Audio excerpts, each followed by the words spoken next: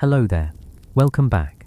Tonight, we're going to a place that feels like it belongs to another world, a forest so ancient, so monumental in its scale, that it was chosen by filmmakers to represent a distant moon of science fiction, a place of towering trees and quiet dappled light. We are journeying to the forest that became Endor, but our story tonight begins long before any starships or film crews. We are going to explore the primeval world of the coast redwood, Sequoia sempervirens, and discover how this forest was an alien world, a true biological titan, for millions of years before we ever set foot in it. It's a story of survival against impossible odds, of deep time and patient engineering, and of a living architecture that truly touches the heavens. Before we begin our journey, if you enjoy what we do here, and if these stories bring you some small measure of peace, I'd be so grateful if you'd consider liking this video, or perhaps subscribing to the channel. It really is the best way to support our quiet little corner of the internet. And tonight, I'd love to know what is the oldest living thing you have ever personally seen or touched. It could be a gnarled old olive tree, a desert bristlecone, or perhaps even one of these redwoods. There's a certain feeling, isn't there, to being in the presence of such profound age. Share your story in the comments if you feel like it. I love reading about the quiet places you've found around the globe. Now though, it is time to settle in. Find that perfect, comfortable spot. Let your head feel heavy on the pillow. Take a slow, deep breath, and as you exhale, feel the tension in your shoulders and your neck just melt away. Let the noise of the day fade into a gentle hum in the background. We are leaving the human world of minutes and hours behind. We are shrinking down and stepping back, way back, into the deep, green, silent world of the giants. Chapter 1. Primeval Titans, a world before Star Wars. There is a particular kind of silence that you find only in a primeval redwood forest. It's not an absence of sound, but rather a sound of immense presence. It is a quiet so deep and so heavy that it feels like a physical weight, like the pressure of a deep ocean. As you step from the bright, noisy world of the sunlit coast into the cathedral gloom beneath the canopy, the first thing you notice is the change in the light. Sunlight doesn't fall here. It filters. It descends in soft, hazy shafts, like spotlights in a vast and sacred space, illuminating dust motes and tiny drifting spores in their slow, silent dance. The air grows cool and damp, carrying the rich, earthy scent of humus, of fallen needles, of a billion cycles of life and decay, layered one upon the other like pages in a colossal book. And then you look up, and you keep looking up. The trunks of the trees around you are not so much trunks as they are living walls. They are columns of deeply furrowed reddish-brown bark, broader than cars are long, soaring straight into the sky with a kind of effortless vertical grace. They climb so high that their tops, their true crowns, are lost in a soft green haze 100 meters above your head. You are standing on the floor of a world built for giants by giants. It's a humbling, perspective-altering experience. You feel, in a profound way, your own smallness, your own brief moment in time, against the staggering permanence of what stands around you. This is the feeling that captured the imagination of filmmakers. This is the grandeur that became the Forest Moon of Endor. But what we are here to explore tonight is the humbling truth that this forest story is infinitely older, grander, and more bizarre than any work of fiction. To understand these titans, we must first learn to think not in human years or even in centuries, but in the vast, slow, patient epochs of geological time. Let's travel back, not just before the film crews, or the settlers, or the first humans to ever witness these trees. Let's go further. Let us drift back through the mists of time, past the last ice age, past the dawn of humanity itself, into a world so different from our own, it might as well be another planet. We are going back to the time of the dinosaurs. During the Jurassic and Cretaceous periods some 150 million years ago, the ancestors of our modern redwoods were already ancient. They belonged to a vast and powerful family of conifers, the Cupressaceae, which was a dominant feature of the global flora. Imagine a world warmer than our own, with higher concentrations of oxygen and carbon dioxide in the atmosphere, a world of vast, steamy jungles and shallow inland seas. In this world, the relatives of the redwood were not confined to a tiny strip of the Californian coast. They were a global dynasty.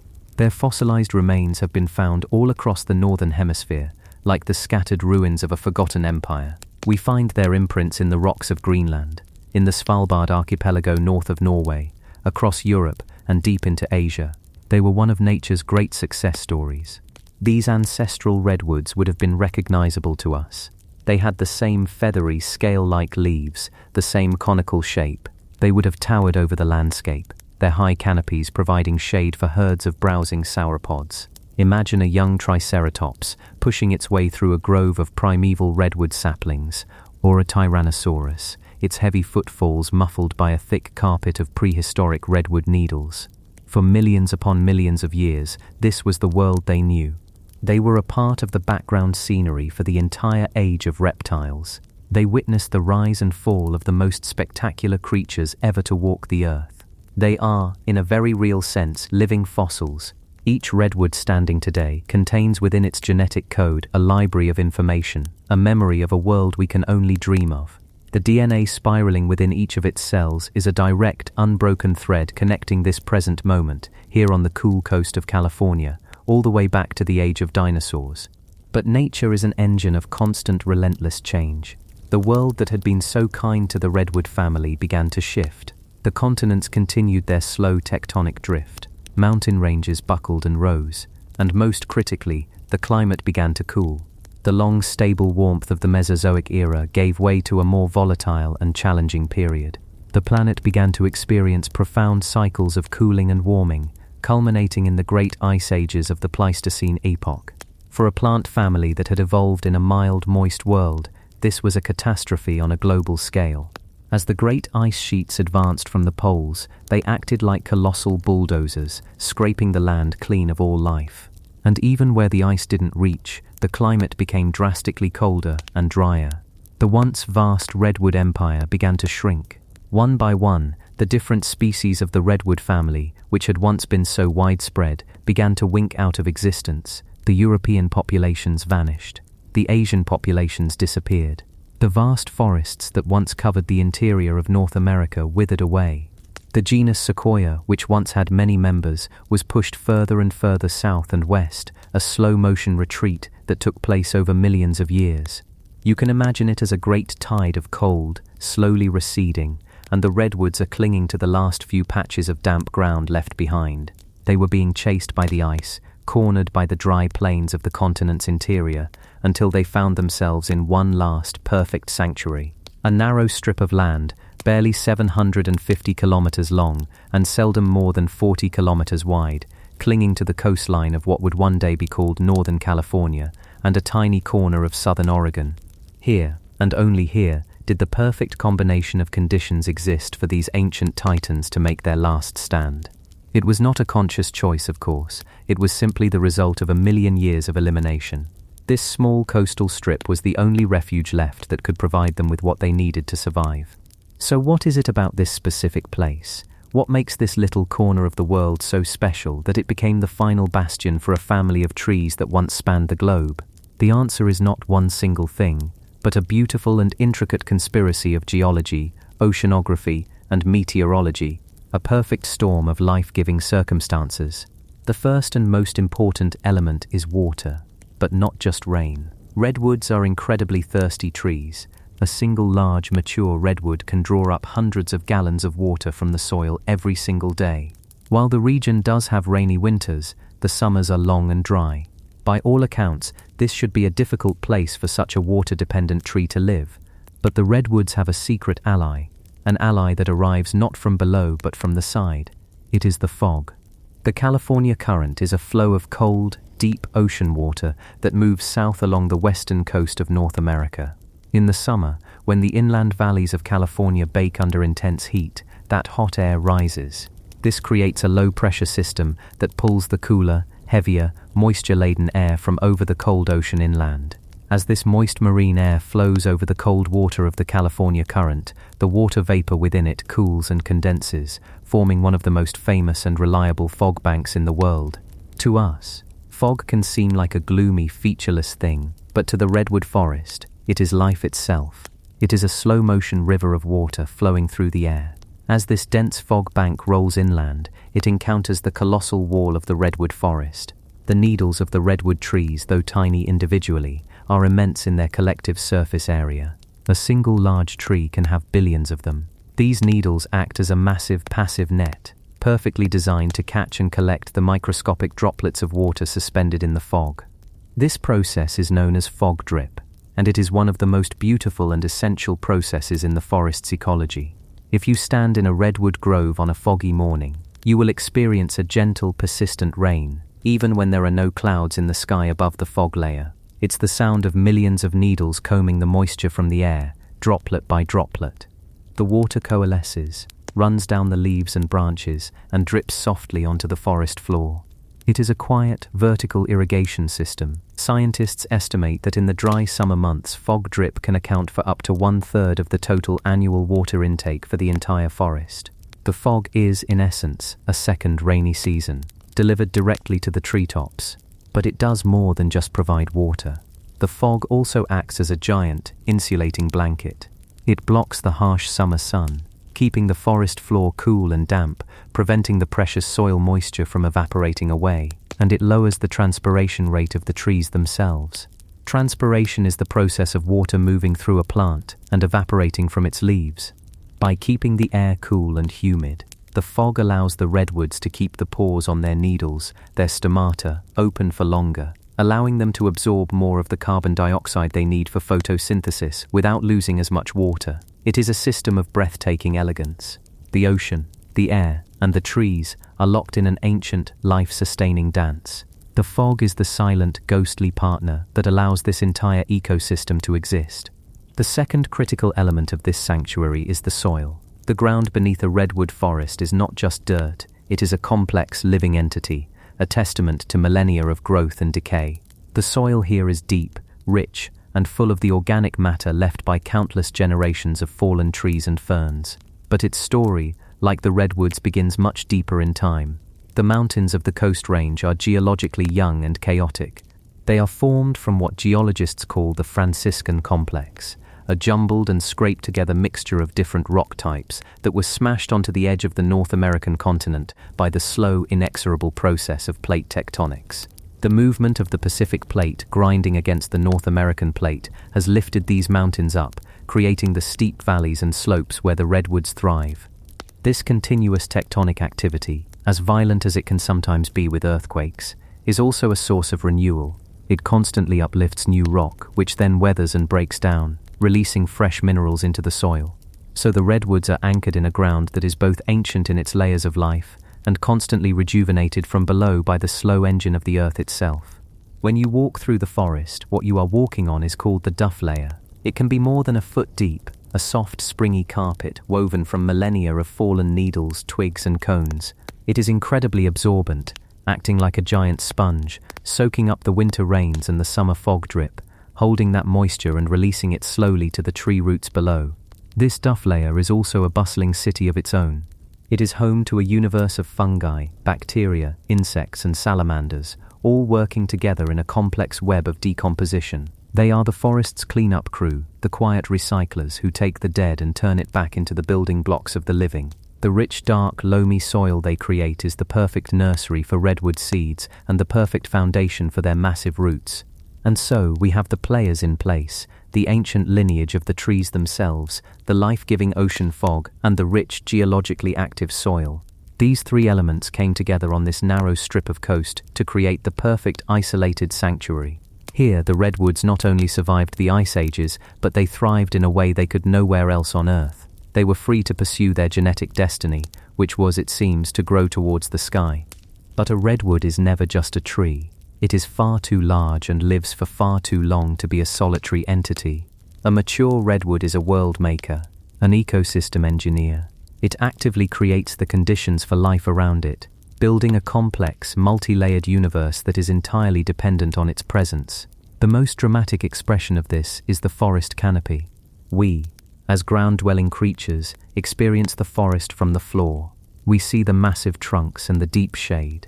But 100 meters above our heads, a completely different world exists. This is the world of the redwood canopy, and it is one of the last and most challenging frontiers for biological exploration. For a long time, we knew almost nothing about it. It was simply too high, too difficult to reach. But with the development of advanced climbing techniques, Scientists have begun to explore this vertical world, and what they are finding is astonishing. The canopy is not a single uniform ceiling of green. It's a complex, multi-layered structure, a kind of vertical city. The very top layer, the emergent layer, consists of the highest sun-drenched spires of the oldest trees. Here, the needles are tough and scale-like, adapted to withstand the full force of the wind and sun. This is where most of the photosynthesis happens, where the tree converts sunlight into the energy it needs to live. Below this is a dense, interlaced mid-canopy. Here, the branches of neighboring trees often fuse together, creating broad, stable platforms high above the ground. And on these platforms, something truly remarkable happens. Over centuries, the fallen needles and twigs from the branches above accumulate on these massive limbs. They decompose, just as they do on the forest floor, and they form thick mats of soil, real, living soil, suspended 80 or 90 meters in the air. These canopy soil mats are like hanging gardens. They can be several feet thick and support their own unique ecosystems. Ferns, lichens, and even other trees, like huckleberry and Sitka spruce, can take root and grow in this aerial soil, living their entire lives without ever touching the ground. These hanging gardens are also home to a bestiary of strange and wonderful creatures. There are species of earthworms, insects, and fungi that are found nowhere else on Earth except in the soil of the redwood canopy. Perhaps the most surprising resident is the wandering salamander, Anades vagrans. This is an amphibian, a creature that has no lungs and must breathe through its moist skin. It should by all rights be confined to the damp forest floor. Yet it lives its entire life in the treetops, hunting for insects in the canopy soil, and laying its eggs in the damp cavities of the redwood's bark. It is a perfect example of how the redwood tree creates a world so complete that it replicates the conditions of the forest floor hundreds of feet in the air. The canopy is also a critical habitat for birds, like the marbled murrelet, a secretive seabird that forages for fish in the ocean but flies many miles inland to nest. For decades, ornithologists had no idea where these birds nested. It was a great mystery. It was only when climbers explored the canopy that they discovered the murrelet's secret. They lay a single egg on a mossy, lichen-covered branch of an old-growth redwood, relying on the sheer size and seclusion of the canopy to protect their young. The fate of this ocean bird is therefore inextricably linked to the health of these ancient forests. The redwood canopy doesn't just host life, it makes its own weather. It is so vast and dense that it creates a distinct microclimate beneath it. It buffers the forest from extreme temperatures, keeping it cooler in the summer and warmer in the winter. It slows the wind to a gentle breeze on the forest floor, even when a gale is blowing through the treetops. This creation of a stable, moderate and moist environment is what allows the lush understory to thrive. Beneath the canopy, on the forest floor, is a world of deep shade and profound quiet. Life here has adapted to the low-light conditions. The dominant plants are those that can make the most of the fleeting sunbeams that pierce the gloom. Towering sword ferns, with their bright green, prehistoric-looking fronds, grow in dense thickets. Delicate redwood sorrel, or oxalis, carpets the ground, its clover-like leaves folding up at night or in the direct sun to conserve moisture. It's a world of greens and browns, a soft, muted palette that is punctuated by the occasional flash of a colorful fungus or a patch of wildflowers in a sun-dappled clearing. The fauna of the forest floor is often quiet and elusive. You might hear the rustle of a dusky-footed woodrat in the undergrowth, or catch a glimpse of a black-tailed deer moving silently through the ferns. Higher up, the Steller's jay, a bold and noisy bird of deep blue and black, acts as the forest's alarm system, its harsh calls echoing through the columns of the trees. At night, the forest comes alive with a different set of characters: the spotted owl, whose haunting four-note call drifts through the darkness, or the elusive mountain lion, padding silently along ancient game trails. But the existence of this entire community, from the canopy salamander to the deer on the floor, is predicated on the redwood. The tree is the architect, the landlord, and the foundation of the entire world. It is a self-contained universe, built by a single species. This ability to so profoundly shape and define its own environment is what makes the redwood forest feel so cohesive, so intentional, and so utterly different from the world outside its borders. It feels like a single colossal organism. There is one more crucial element to the story of this primeval world, an element that we humans tend to view as purely destructive, but which nature sees as a vital tool for renewal. and that is fire. For millennia, the redwood forest has been shaped by fire. Summer lightning strikes would ignite the dry underbrush, and low-intensity fires would creep along the forest floor. To us, this sounds like a disaster, but for the redwoods, it is more like a necessary spring cleaning. The redwood tree is a master of fire resistance. Its most obvious defense is its bark. The bark of a mature redwood can be up to a foot thick. It is fibrous, spongy, and contains very little flammable pitch or resin. Instead, it is saturated with tannins, the same compounds found in tea and red wine.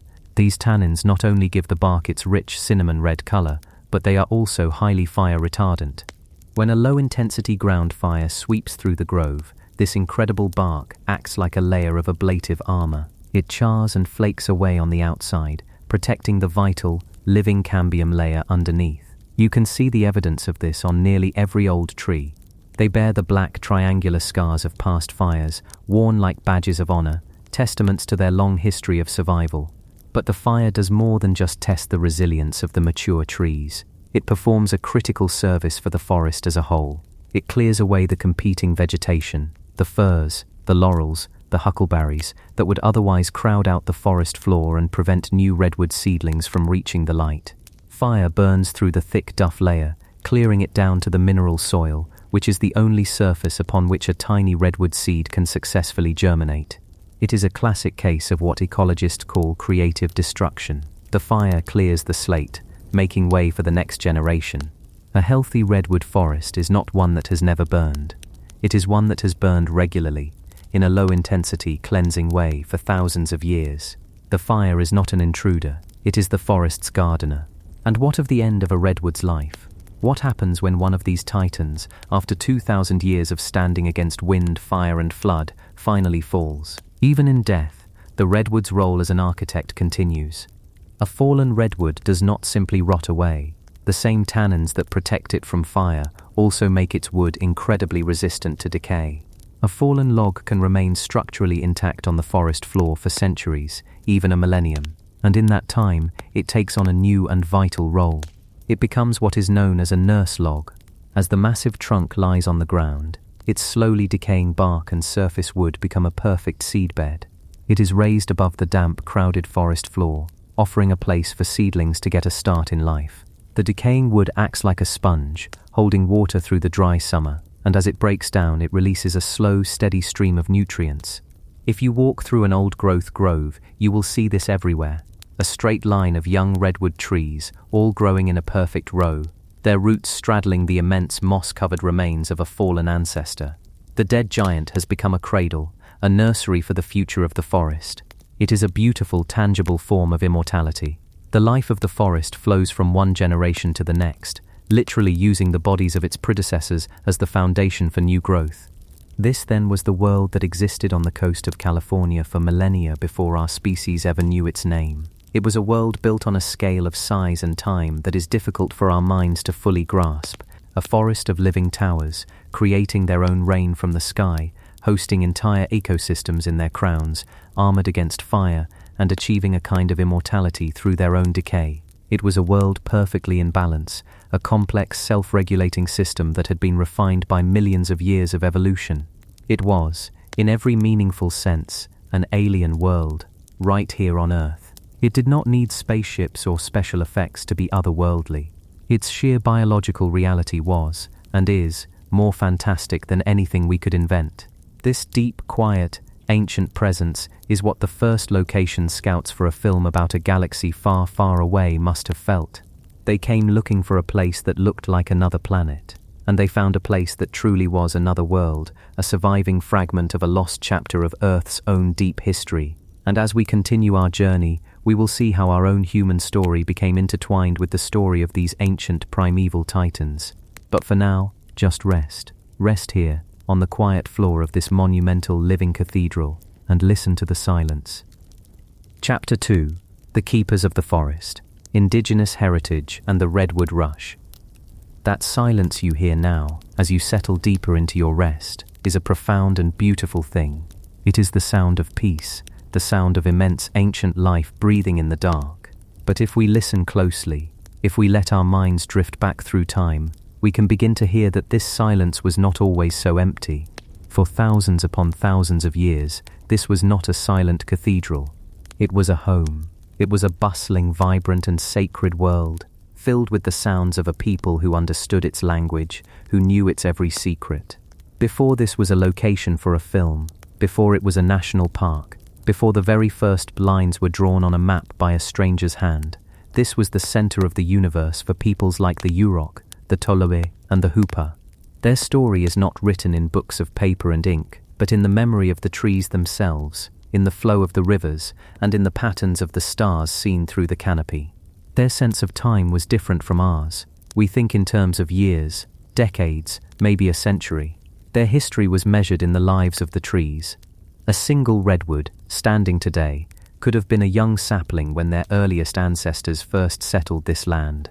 It could have been a mature giant when their culture reached its zenith, and it stands now, a silent witness to everything that came after. To be in this forest, for them, was to be surrounded by family, by elders of a different and more patient kind.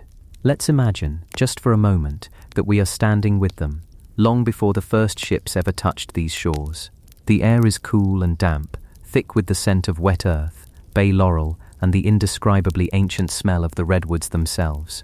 There is no sound of engines, no hum of electricity. Instead, there is the gentle rush of the river, the Klamath, or the Trinity, the lifeblood of this world. There is the call of a Steller's jay, a sharp, inquisitive sound in the canopy far above, and there is the sound of human life, but a life lived in harmony. The rhythmic, percussive tap of a stone adze against a fallen redwood log, as a craftsman patiently coaxes the shape of a plank for a new home. The soft swish of a sedgegrass skirt, as a woman walks a well-worn path to gather huckleberries. The murmur of a language spoken here for 10,000 years, a language that has words for the specific way light filters through the morning fog, for the sound a salmon makes when it leaps upstream, for the deep feeling of reverence one feels when standing at the base of a grandfather tree. For these first peoples, the forest was not a resource, that concept of nature as a commodity, a thing to be measured in board feet and dollar signs, would have been utterly alien. The forest was a provider, a protector, and a sacred, living entity. It was a community, and humans were just one part of that community, no more or less important than the salmon, the elk, or the trees themselves. Their worldview was one of profound balance. You took only what you needed, and you did so with gratitude and ceremony. You made waste of nothing. Every part of a plant, every piece of an animal, had its purpose. And the redwoods, the kucha, or the kaichai, depending on the dialect, they were the most revered of all. They were the silent watchers, the keepers of wisdom.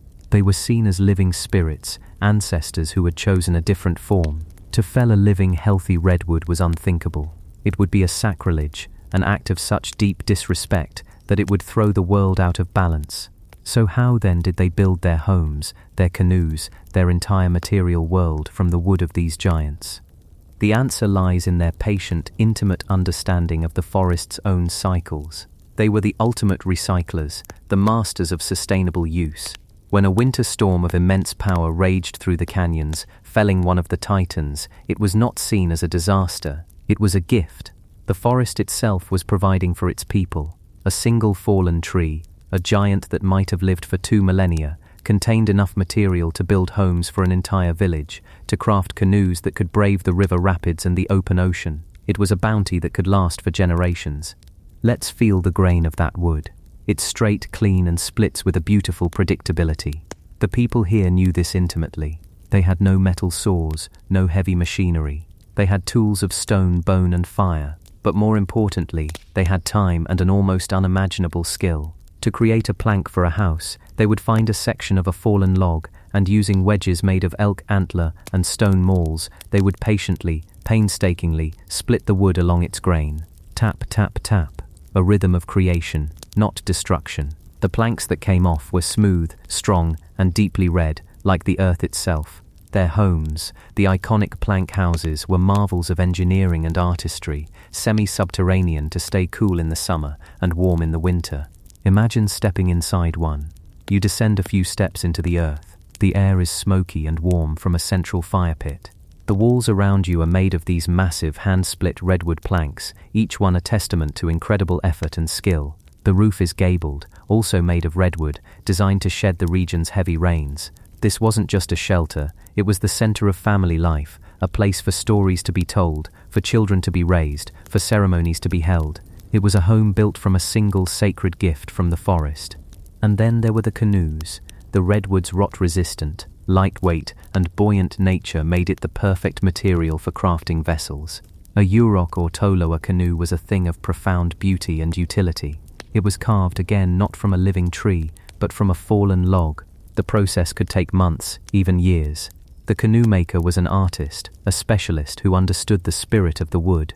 Using controlled fire to hollow the log and stone tools to shape it, he would create a vessel perfectly suited to its purpose. A river canoe was long and narrow, designed to navigate the swift currents of the Klamath. An ocean-going canoe was wider, higher-sided, capable of carrying a whole family and their goods out past the breakers to fish or to visit neighboring villages along the coast. To sit in one of these canoes, to feel it glide through the water, was to feel the strength and spirit of the redwood carrying you. This relationship extended beyond the giant trees. The understory of the redwood forest was their pharmacy and their pantry. The fronds of the sword fern were used in ceremonies. The sweet berries of the salal and huckleberry were a vital food source. The hazel branches were gathered for the intricate art of basket weaving. A Ewok or hooper basket is not just a container, it is a story, a work of art woven so tightly it can hold water. The patterns tell of the mountains, the rivers, the paths of the animals. Making one requires a deep seasonal knowledge of the forest, knowing exactly when to gather the shoots, how to prepare them, how to weave them into a vessel of both beauty and purpose. Everything was connected. The redwoods created the deep shade and captured the coastal fog, which in turn watered the understory plants. The decaying needles of the redwoods created the soil that nourished the berries. The cool, clear water that flowed from the forests into the rivers was the habitat for the salmon, the cornerstone of their diet and their cosmology. The annual salmon run was the great pulsing heartbeat of their world. When the salmon returned, life returned. The people's ceremonies, like the white deerskin dance or the jump dance, were not acts of worship in the way we might think of them. They were acts of maintenance. They were elaborate, beautiful, and deeply serious ceremonies designed to rebalance the world, to keep the universe in working order, to ensure the salmon would return, the acorns would be plentiful, and the forest would remain healthy. They saw themselves not as masters of the world, but as its caretakers, its janitors, its keepers. Their role was to hold the world steady through their actions and their reverence. For uncounted generations, this was the way. The rhythm of life was the rhythm of the seasons. The passage of time was marked by the turning of the constellations above the canopy, not the hands of a clock. It was a world of profound stability, a culture perfectly and beautifully adapted to this one unique place on Earth. The silence of the forest was filled with this quiet, sustainable, and deeply spiritual human presence. And then, a new sound began to echo through the canyons. At first it was faint, easily mistaken for the crack of a falling branch or the cry of a distant bird. But it was different. It was a sharp, metallic ring, the sound of a steel axe biting into wood. It was a sound that did not belong here, a sound that spoke of a different way of thinking, a different relationship with the world. It was the sound of a frontier. The first newcomers, the trappers and explorers, were few, but then came the cry of gold in the mountains of California in 1849. And with that, the trickle became a flood, a wave of humanity, driven by a fever for wealth, poured into this isolated corner of the world. They did not come to listen to the forest. They did not come to learn its rhythms or ask for its gifts. They came to take. When these prospectors, miners, and settlers looked at the redwood forest, they did not see a community of living ancestors. They did not see a sacred home. They saw something they called timber. They saw a resource of almost unimaginable scale, a fortune far greater and more certain than any gold nugget. They saw building material. They saw 200-foot-tall stacks of raw vertical cash, just waiting to be harvested. Theirs was a worldview forged in a different continent, a mindset of dominion over nature, not partnership with it. The forest was a wilderness to be tamed, an obstacle to be cleared, a commodity to be exploited. And so began what is now called the Redwood Rush. It was a period of logging so intense, so brutally efficient, that it stands as one of the most dramatic and rapid destructions of an ecosystem in human history. The contrast with the indigenous way of life could not be more stark. The Ewok and Tolowa would spend years carefully crafting a canoe from a single fallen log. The newcomers would spend a week to bring a 2,000-year-old titan crashing to the earth and then dynamite its remains to make it easier to haul away. The tools they brought were instruments of a new and terrible power. The primary weapon was the crosscut saw, a long, flexible blade of steel with a handle on each end. They called it the misery whip, and for good reason. Imagine two men, the fallers, standing on springboards, small planks wedged into notches cut a dozen feet up the trunk to get above the wide flared base of the tree. They are perched precariously, high above the ground. For days they pull the saw back and forth in a grueling, sweat-soaked rhythm. The sound of it, a high-pitched zizing as it cuts through the wood, fills the air, drowning out all other forest sounds. Sawdust, red as blood, piles up on the fern-covered ground below. The skill involved was immense. They had to control the fall of a 300-foot, multi-ton behemoth with nothing but wedges and the precise angle of their cuts. They would first chop a massive undercut, a wedge-shaped notch pointing in the direction they wanted the tree to fall. You could stand inside the undercut of a large tree. Then from the other side, they would begin the back cut with the saw. The final moments were filled with a terrifying tension. The tree would begin to lean. Wood fibers would groan and pop like rifle shots. Then a sound that defies description, a colossal, tearing, splintering roar as the giant finally surrendered its grip on the sky. It fell in what seemed like slow motion, shearing through smaller trees as if they were matchsticks. When it hit the ground, the impact shook the earth like a quake. The sound echoed for miles, and then a new kind of silence, a silence of profound and permanent absence, a hole in the world. And once the tree was down, the work had only just begun. The buckers would move in, sawing the massive trunk into manageable lengths. But how do you move a log that weighs as much as a blue whale? The answer came in the form of a machine that became the symbol of this era, the steam donkey. Picture a squat, iron boiler on a massive sled made of logs, with a steam engine powering a set of drums and cables. The steam donkey was a monster of iron and fire. It crouched in the ravaged clearings, belching black smoke that mingled with the coastal fog. Its whistle shrieked through the forest. Its engine chuffed and hissed. Its steel cables, thick as a man's arm, would be snaked out and attached to the fallen logs. Then, with a scream of tortured metal and a tremendous surge of power, the donkey would begin to winch the logs in, dragging them across the forest floor, gouging deep scars into the earth, destroying everything in their path. The forest became a battlefield, and the steam donkey was its heavy artillery. To transport these colossal logs, the loggers built their own infrastructure of destruction. They built skid roads, paths of smaller logs laid crosswise, greased to reduce friction. They built dizzying trestle bridges over canyons and elaborate flumes that used water to float lumber down from the mountains. Eventually they built railroads, laying track deep into the heart of the forest, the arteries that would carry the lifeblood of this ancient world away to the sawmills. The sawmills themselves, in burgeoning towns like Eureka and Arcata, were scenes of industrial chaos. The air was thick with the scream of giant circular saws and bandsaws, turning ancient giants into fence posts, shingles, railroad ties and boards to build the burgeoning cities of the American West, like San Francisco. The demand was insatiable. An entire, irreplaceable ecosystem was being liquidated to build a new world. The scale of this destruction is difficult to comprehend. It was not selective, it was clear-cutting on a vast and brutal scale. Whole mountainsides were stripped bare, leaving behind a desolate landscape of giant splintered stumps and a graveyard of titans. The soil, no longer held in place by the roots, washed into the rivers, choking the salmon spawning grounds and turning the clear water to mud. The complex, multi-layered ecosystem, the ferns, the berries, the fungi, the wildlife, was obliterated. And the statistic that sums it all up is the one we still live with today. Of the original 2 million acres of primeval, old-growth redwood forest that existed before the rush, more than 95% of it was logged. 95%. Let that number settle in your mind. Imagine a library with 100 books, each one a unique manuscript that took 2,000 years to write. And imagine someone burning 95 of those books to heat their home for a single winter. That is the scale of the loss. For every 20 ancient giants that stood on this coast when the first European settlers arrived, only one remains for us to see today. The forest we walk through now, The forest that feels so immense and so ancient is in most places just a ghost. It is a beautiful, resilient ghost, a forest of second-growth trees, but it is a ghost nonetheless, a pale echo of the magnificent, complex world that was. But it was not just the trees that fell. The indigenous people, the keepers of this forest, were caught in the path of this industrial juggernaut. Their world was not just changed, it was shattered.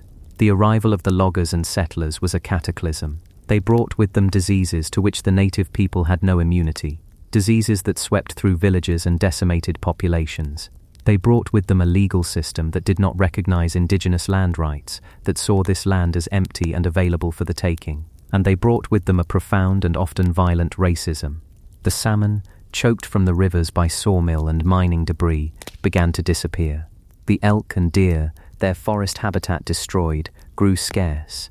The plants they relied on for food, medicine, and basketry were buried under slash or scraped away by the steam donkeys. The fallen logs they had relied upon for generations were now the property of the lumber companies. Their sacred groves, the places of ceremony, were turned into stump fields. Imagine watching your church, your library, your supermarket, and your ancestral home all being demolished at once. The loss was total. It was a physical, spiritual, and cultural apocalypse. They were driven from their ancestral lands, forced onto reservations, often on marginal land far from the rivers and forests that had sustained them.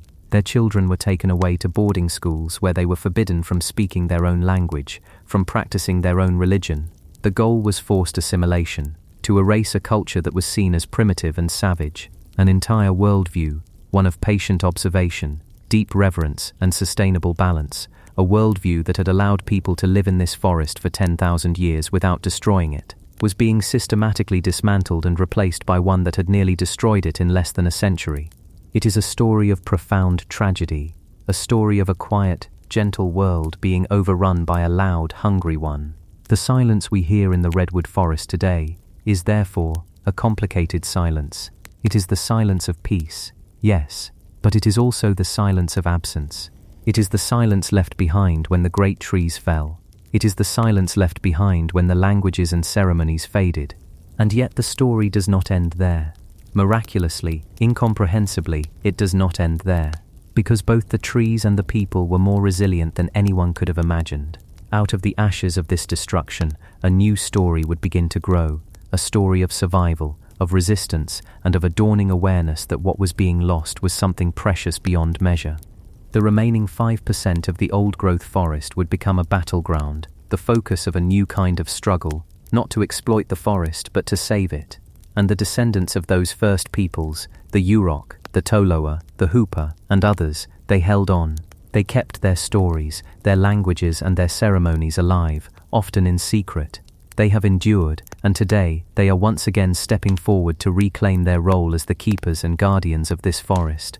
So as you drift deeper now, let your mind rest in that complex silence. Feel the weight of this history. Feel the immense deep time of the forest before the rush, the violent frantic energy of the logging years, and the quiet grief of what was lost. The ground beneath you holds all of these stories. The air you are breathing was once filled with the dust of fallen giants and the smoke of the steam donkey, and the few ancient trees that remain stand as silent witnesses to it all. Let the scale of it all, the tragedy and the resilience, hold you. Let it be a reminder of the deep connection between people and place, and the profound cost of breaking that connection. And just rest now, here, in the quiet shade of what remains. Chapter 3. A galaxy not so far away. The search for a forest moon. But a quiet place, a place of memory and survival, is never truly empty for long. It waits, it holds its breath, saturated with the stories of what has been, and it waits for new stories to arrive, to root themselves in its deep, ancient soil. The air, once thick with the smoke of industry and the shouts of loggers, now settles into a profound silence, a stillness that hums with patience. And in the late 1970s and early 1980s, a new kind of story, a modern myth from a galaxy far, far away, was looking for a home.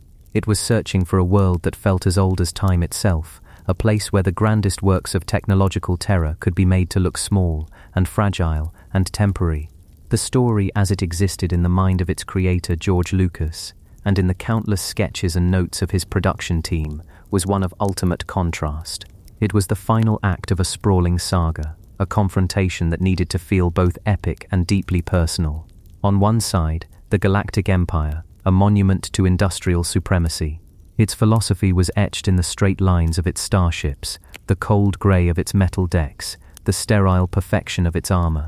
It was a force of order imposed through technology, a belief that any problem, any world, any people could be dominated and controlled through sufficiently advanced engineering. The Death Star itself was the ultimate expression of this creed, a sphere of perfect geometric power, capable of erasing the messy, chaotic, organic life of an entire planet with a single sterile beam of light. On the other side stood the rebellion, and more importantly for this final battle, a people who represented the complete antithesis of the Empire. Lucas envisioned a species that was primitive, but not simple, a people who lived in total harmony with their natural world, whose technology was born of wood and vine and stone. They were to be the ultimate guerrilla fighters, using their intimate knowledge of the landscape as their greatest weapon. Their victory would not come from superior firepower, but from superior understanding, an understanding of the deep, chaotic, and powerful logic of nature itself. The climax of this galactic civil war needed to be a powerful visual statement, the triumph of the organic over the artificial, of the living forest over the dead star. And so the search began. A search not just for a location, but for a soul. The script called for a forest moon, a world covered in dense, towering woods. But what kind of woods? The location scouts, men like producer Robert Watts, became cartographers of the imagination, tasked with finding a tangible physical place on Earth that could match the mythic landscape that lived in the filmmaker's mind. They were looking for a place that didn't just look alien, but felt ancient, a place that could believably hide a technologically advanced shield generator, yet also serve as the home for a tribal society of diminutive furry warriors. The whole world was their map. Their search began, as you might expect, in the planet's great green belts of equatorial jungle. Imagine the scouts for a moment, journeying deep into the Amazon. You can almost feel the oppressive humidity, a wall of warm, wet air that clings to your skin. The air is never silent here. It is a riot of sound, a constant overlapping chorus of insects, birds, and unseen animals. The light that reaches the forest floor is a dim, uniform green, filtered through 1,000 layers of broad, waxy leaves. The trees are titans, yes, but they are tangled, swathed in a chaotic web of vines, lianas, and epiphytes, each one fighting its neighbor for a sliver of sunlight. To move through it is a struggle, a constant battle with grasping thorns and slick, muddy ground. For a film crew, it was a logistical impossibility. But more than that, it was the wrong feeling. The jungle felt too claustrophobic, too aggressive. It was a place of frantic, competitive life, a beautiful but suffocating world. The story needed a forest that felt majestic, not menacing. It needed space. It needed a sense of peace and spirituality. A cathedral, not a cage. The Empire was the cage. The forest needed to be the sanctuary.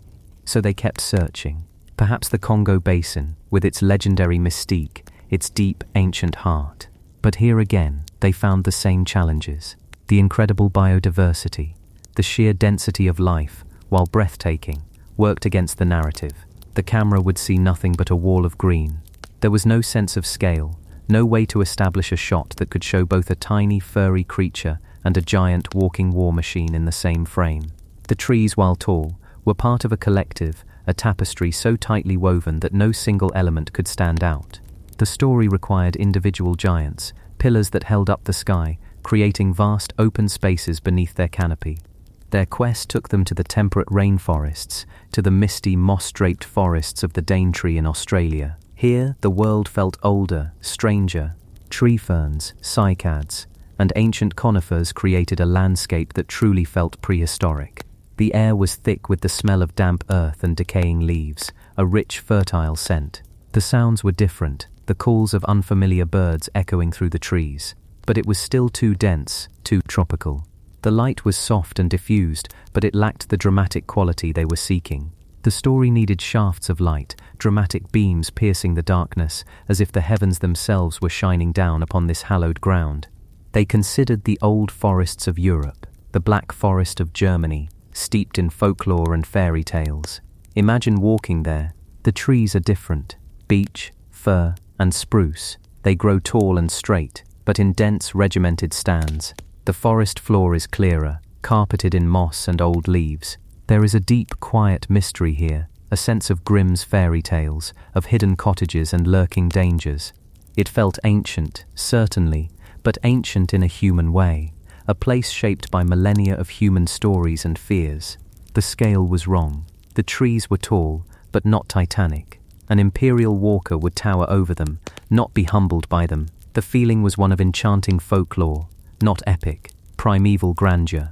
The myth they were trying to build was of a different order of magnitude entirely. The search continued, and with each rejected location, the specific needs of the story became clearer. They needed trees of impossible size, so large that they would dwarf the most imposing military hardware the Empire could create. They needed a forest floor that was relatively clear, allowing for fast-paced action sequences, speeder bikes weaving through tree trunks at impossible speeds. They needed a quality of light that was both dim and dramatic, creating a sense of mystery and spiritual awe. And they needed an atmosphere, an intangible feeling of immense age, of a world that had been standing silent and patient long before any galactic empire had risen and would continue to stand long after it had fallen to dust. And then they came to Northern California. They came to the thin, fog-drenched strip of coastline that is the one and only home of the coast redwood, Sequoia sempervirens. The moment you step from your car into a grove of old-growth redwoods, you know that you have arrived somewhere else. It is not like entering any other forest on Earth. The transition is sudden and total. The first thing that changes is the air. It grows cooler, instantly. The scent of the outside world of sun-baked asphalt, of dry grass vanishes, replaced by a complex layered perfume. It is the scent of damp, rich soil, the sharp, almost citrus-like tang of redwood bark and needles, and an underlying sweetness, the smell of a billion fallen leaves slowly returning to the earth. It is the smell of life and decay held in perfect, patient balance. The second thing that changes is the sound. The world outside the grove might be filled with the noise of traffic, of wind, of life, but here a profound hush descends. The massive trunks of the trees and the thick, spongy carpet of the forest floor absorb sound in a way that is difficult to describe. It is not an empty silence, but a full one. It's a silence that you can feel. Footsteps make no sound on the deep layer of fallen needles, a cushion built up over centuries. Voices are swallowed, losing their echo, becoming intimate and small. The only sounds are the quiet rustle of a Stella's jay, the distant hollow tap of a woodpecker, or the faint whisper of wind stirring the canopy, hundreds of feet above your head. It is a quiet so profound that you begin to hear the sound of your own breathing, your own heartbeat. And then, of course, there is what you see. But to say you see the redwoods is an understatement. You don't just see them, you experience them. You crane your neck back, and back, and back, and still you cannot see the top. The trees do not just rise, they soar. They are not merely trunks. They are columns, pillars of a living cathedral so vast it defies comprehension. Their scale is so immense that it breaks your internal sense of measurement. A human being standing at the base of a mature redwood is, in proportion, like a mouse standing at the foot of a skyscraper. This was it. This was the scale the filmmakers had been dreaming of. Here, a stormtrooper was an insignificant white speck. Here, an ATST walker, a giant, two-legged tank designed to intimidate and terrorize, would suddenly look like a clumsy, top-heavy toy, picking its way carefully between trunks that were wider, taller, and immeasurably older than its entire civilization. This was a place that didn't just provide a backdrop for the story, it became a character in it. The forest itself was a physical representation of the power of the natural world, a power so immense and patient that the temporary squabbles of empires seemed laughably small. And the light. It was exactly the cathedral light they had been searching for. The redwood canopy is so dense that very little light reaches the forest floor directly, but what does get through is transformed. On a clear day, the sun creates brilliant, sharp shafts of light, what are called crepuscular rays, that pierce the gloom like searchlights, illuminating patches of the forest floor in a golden glow. These beams move as the sun moves, sweeping slowly across the ferns and sorrel, making the air itself seem thick and tangible, filled with dancing motes of dust and pollen. In the ever-present coastal fog, the light becomes something else entirely, a a soft, diffused, silvery luminescence that seems to emanate from everywhere at once. It creates a world of deep, soft shadows and gentle highlights, a world that felt mystical, ethereal, and profoundly peaceful. This was a cinematographer's dream. The forest offered a natural, ever-changing lighting setup that was more beautiful and more complex than anything that could be created in a studio. Beneath the canopy, the forest floor was also perfect. It was not the tangled, impassable mess of a jungle. The deep shade cast by the redwoods prevents a thick undergrowth from forming. Instead, the ground is remarkably open, a rolling landscape of fallen logs, giant ferns, and patches of redwood sorrel. The most dominant feature is the duff, the deep, reddish-brown carpet of fallen needles that has been accumulating for thousands of years in some places. It is soft, springy, and forgiving. Not only did this make it possible to imagine high-speed chases, it made it physically possible to film them. Stunt performers could fall on this surface with a greatly reduced risk of injury. It was the perfect natural stage for action. But beyond all these practical and aesthetic advantages, there was the feeling, the intangible atmosphere of the place. To stand in an old-growth redwood grove is to feel the presence of deep time. You are standing among living beings that were already ancient when the Roman Empire rose and fell. They were tall saplings when the pyramids were being built.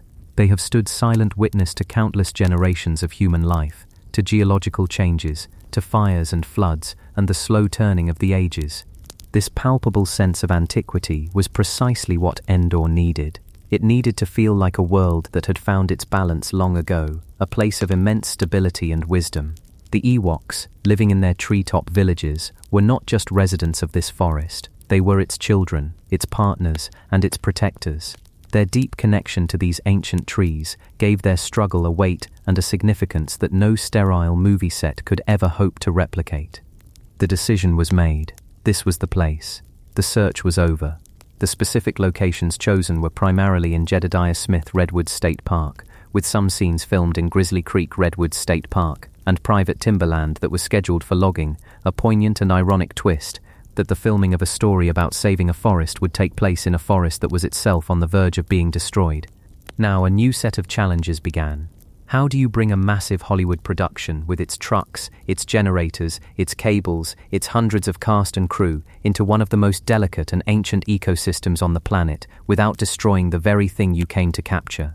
The production team had to work in close collaboration with the California State Park System. Strict rules were put in place. Wooden boardwalks were laid down to protect the forest floor and the shallow root systems of the trees from the trampling of hundreds of pairs of boots. The placement of cameras, lights, and equipment was meticulously planned to avoid any damage to the trees or the undergrowth. Imagine the surreal sight.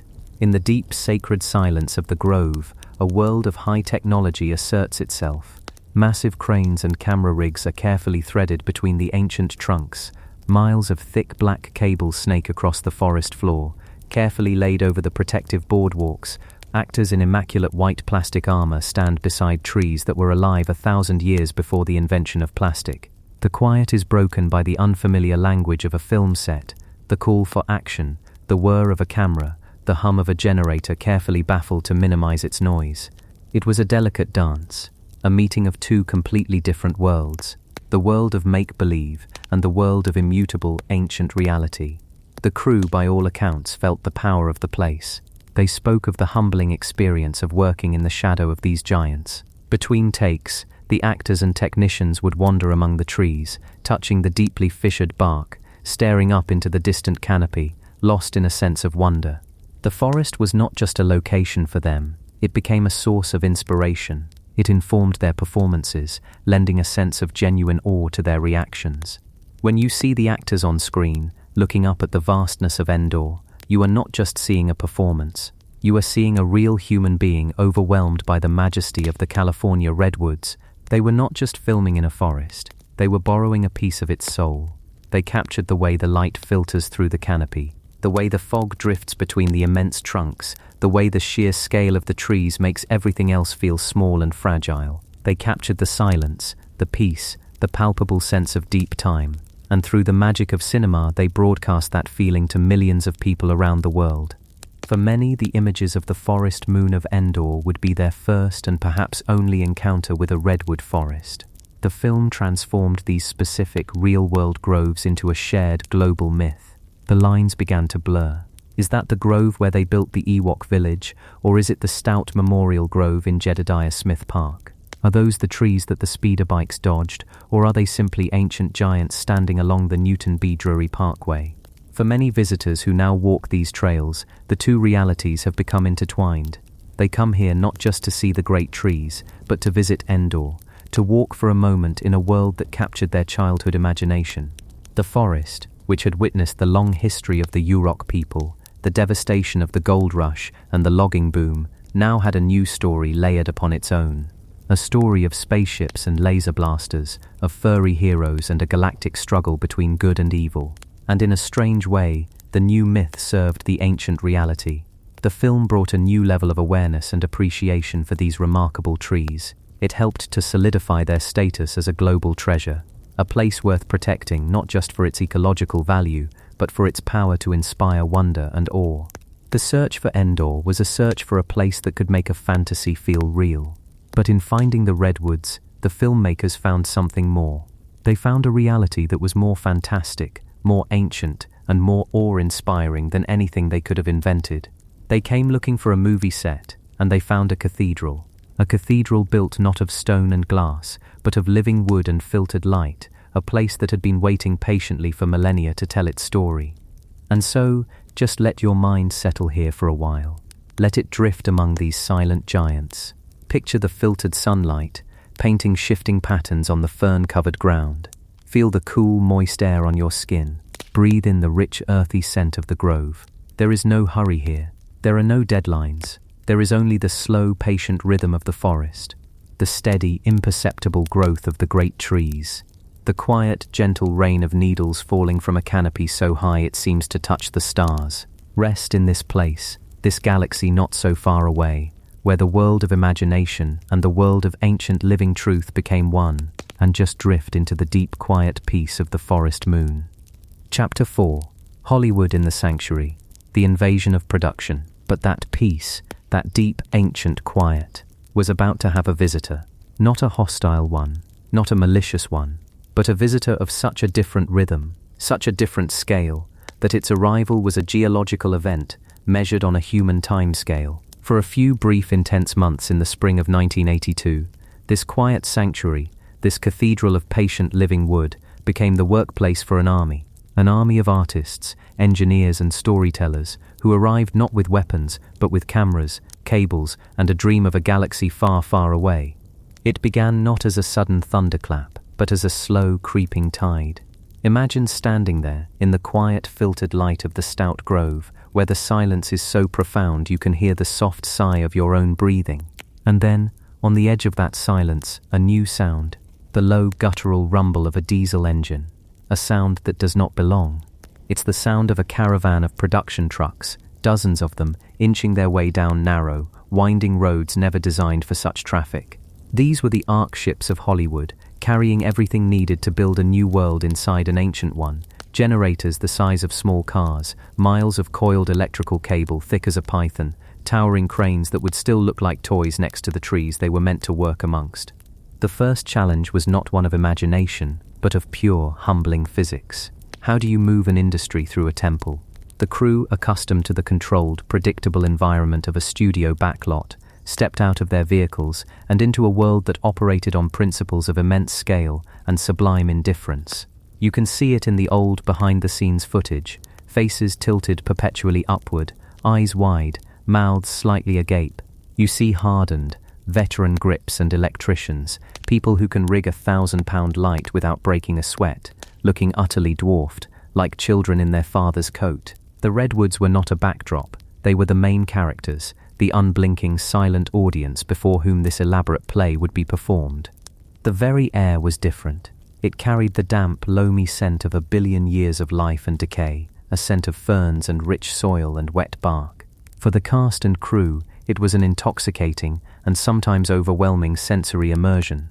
But for the production designers and construction crews, it presented a monumental problem. The ground itself was sacred. The forest floor is not just dirt, it's a living, breathing entity. It's a delicate, spongy carpet of fallen needles, decaying leaves, mosses and lichens, a blanket under which lies a sprawling, intricate metropolis of roots, fungi, and countless tiny organisms. It's the nursery, the pantry, and the graveyard of the entire forest. You couldn't just drive a forklift over it. You couldn't just dig a trench. To do so would be to tear a hole in a living tapestry that had taken centuries to weave. So, the invasion had to learn to walk on tiptoe. The solution was a remarkable feat of engineering born of respect. Before a single piece of a set could be built, the crew laid down a network of raised wooden walkways. They became the temporary nervous system of the production, pathways suspended mere inches above the forest floor. They spread out from the base camps like the radiating threads of a spider's web, allowing hundreds of people and tons of equipment to move through the most sensitive areas without crushing a single fern, without compacting that vital airy soil. They were following a principle that nature itself understands. To travel through a delicate space, you must distribute your weight. You must tread lightly. Upon these raised platforms, they began to construct the architecture of another world. The most significant of these was the shield generator bunker, the silent grey fortress that served as the Empire's foothold on this forest moon. In the photos, it looks like a concrete behemoth, a brutalist scar on the landscape. But this too was an illusion, a piece of Hollywood magic designed to be both massive and weightless. The walls were not concrete, but vast panels of plywood and plaster, meticulously painted and weathered to look ancient and immovable. The entire structure was built on a massive, elevated wooden subfloor, a stage floating just above the real world. Its foundations didn't touch the soil. Its great weight was carefully spread across dozens of points, ensuring that when it was all dismantled, the forest floor beneath would be left undisturbed, as if this imperial outpost had only ever been a ghost. It was a strange and beautiful contradiction. A team of artists, spending weeks, sometimes months, building something designed to look like it had been there for ages, all with the explicit understanding that it must vanish without a trace in an instant. They were building temporary monuments, ghost structures that would live forever on film but would disappear from the forest like a morning mist. And all around them, as they worked, the forest watched. The Stellar's jays, those boisterous flashes of blue, would scold them from high branches. Banana slugs, those slow golden river gods of the forest floor, would continue their unhurried pilgrimages across mossy logs, oblivious to the strange new geometry that had appeared in their world. At dawn and dusk, herds of Roosevelt elk, the true kings of this domain, would sometimes emerge from the deep woods, their immense forms materializing in the soft light, observing the proceedings with a quiet, regal curiosity before melting back into the shadows. For the crew, these were daily reminders that they were guests here, temporary tenants in a place of immense power and antiquity. It was a humbling experience, to be in the midst of creating a universe of starships and laser battles, only to be stopped in your tracks by the simple, breathtaking majesty of a wild animal stepping into the light. Then came the challenge of motion. The forest is a vertical world, a place of stillness and slow upward growth, but the script demanded speed, impossible speed. It called for the speeder bike chase, one of the most kinetic, exhilarating action sequences ever put to film. The very idea was an affront to the nature of the place. How do you convey the feeling of flying through a dense, ancient forest at hundreds of miles an hour? The answer was found not in brute force, but in a quiet, unassuming invention and a brilliant, counterintuitive idea. The invention was the Steadicam, a device that allows a camera operator to move freely, the camera floating as if weightless. And the man who operated it, Garrett Brown, the inventor himself, became the key to unlocking the sequence. The idea was beautifully simple. If you can't move fast, you must make the camera believe it is. So for weeks, Garrett Brown walked. He didn't run. He walked, very slowly and very deliberately, through the redwood groves. On his back was the Steadicam rig, and in front of him, the camera was pointed forward, gliding through the ferns and past the immense trunks. He walked a carefully planned path, a choreography of movement through the cathedral. But the camera he was holding was recording at an incredibly slow speed, less than 1 frame every second. It was capturing the forest not as a fluid motion, but as a series of still photographs taken a few feet apart. When you take that footage, that slow, methodical walk through the woods, and play it back at the standard 24 frames per second, the world itself seems to explode. The gentle walk becomes a violent, breathtaking rush. The camera doesn't seem to be walking, it seems to be flying, banking, and swerving with impossible agility. The trees, those monuments of stillness, become a terrifying, beautiful blur. The ferns on the forest floor whip past in a green spray. The dappled sunlight becomes a strobing, hypnotic pulse. It's an illusion, of course, a trick of time, but it's an illusion that captures a deeper truth, the feeling of being utterly overwhelmed by the scale and density of this place. It's what a sparrowhawk might feel, chasing its prey through the understory. It is the forest's immense stillness weaponized into pure adrenaline. The actors, of course, were not flying.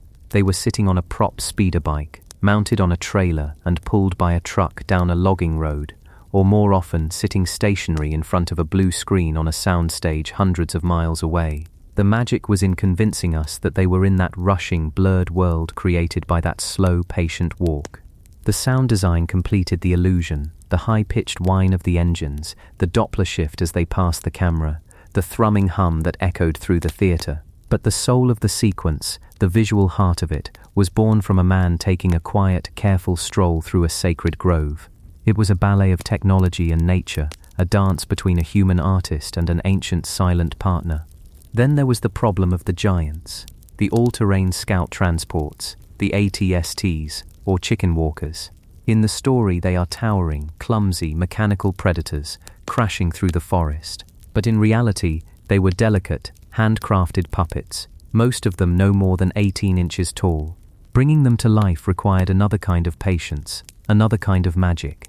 This was the painstaking frame-by-frame art of stop-motion animation.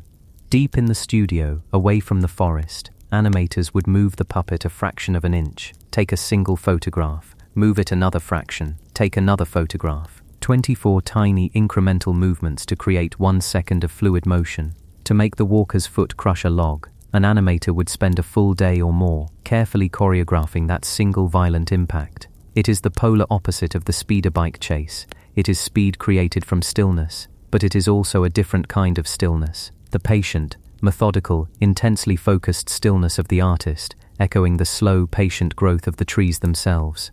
But to sell the illusion, you needed to place these tiny puppets into the real forest. This was achieved through a series of cinematic tricks. Sometimes, a full-scale prop of the walker's foot and ankle, a massive piece of machinery, would be craned into the actual forest to be filmed crushing a prop log, giving the animators a real-world reference for the impact, the flying splinters, the disturbed earth. For other shots, the team used a technique as old as cinema itself, matte painting. A master artist would paint the upper portion of the walker onto a sheet of glass, which was then placed in front of the camera.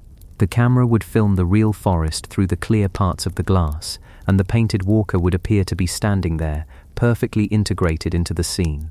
It's a trick of perspective, a sleight of hand that convinces the eye it is seeing something impossible. A mechanical giant, born of paint and patience, standing shoulder to shoulder with a biological giant born of sunlight, water, and 3,000 years of time. The clash of these two worlds, the mechanical and the organic, defined the daily life of the production. Every morning, the forest would be filled with the sounds of human activity. The chatter of walkie-talkies, the hum of generators, the shouts of a director trying to orchestrate a scene with hundreds of extras dressed as soldiers and aliens. And every evening, as the light failed, the machines would fall silent, the people would depart, and the forest would reclaim its peace. The night would belong to the owls and the rustle of small things in the undergrowth. The fog would roll in from the coast, a soft grey blanket that would bead on every surface, washing the world clean. For the crew, living in this rhythm was transformative. It was physically punishing work. The ground was often a sea of mud. The coastal weather was unpredictable, shifting from brilliant sunshine to a cold, soaking drizzle in a matter of minutes. The sheer verticality of the environment meant that every piece of equipment had to be lugged up and down steep slopes. But there were moments of grace. An actor, waiting for their scene, might find themselves staring at the intricate fractal patterns of a fern frond lost in its perfect geometry. A lighting technician, perched precariously on a scaffold high in the canopy, might catch a glimpse of the sun setting over the Pacific Ocean, a line of liquid gold on the horizon. They were working in a place that demanded a kind of reverence, and that reverence was formally enforced. Park rangers were a constant presence on set, serving as the guardians of the grove.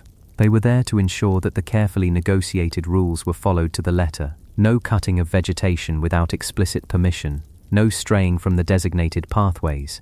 Every cable, every piece of trash, every footprint had to be accounted for. Lucasfilm, for its part, embraced this. They understood that they were being granted a profound privilege, and they took the responsibility seriously.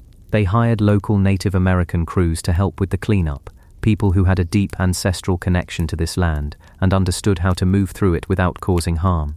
There's a famous story about the final battle scene, the one that involves a massive fiery explosion at the shield generator bunker.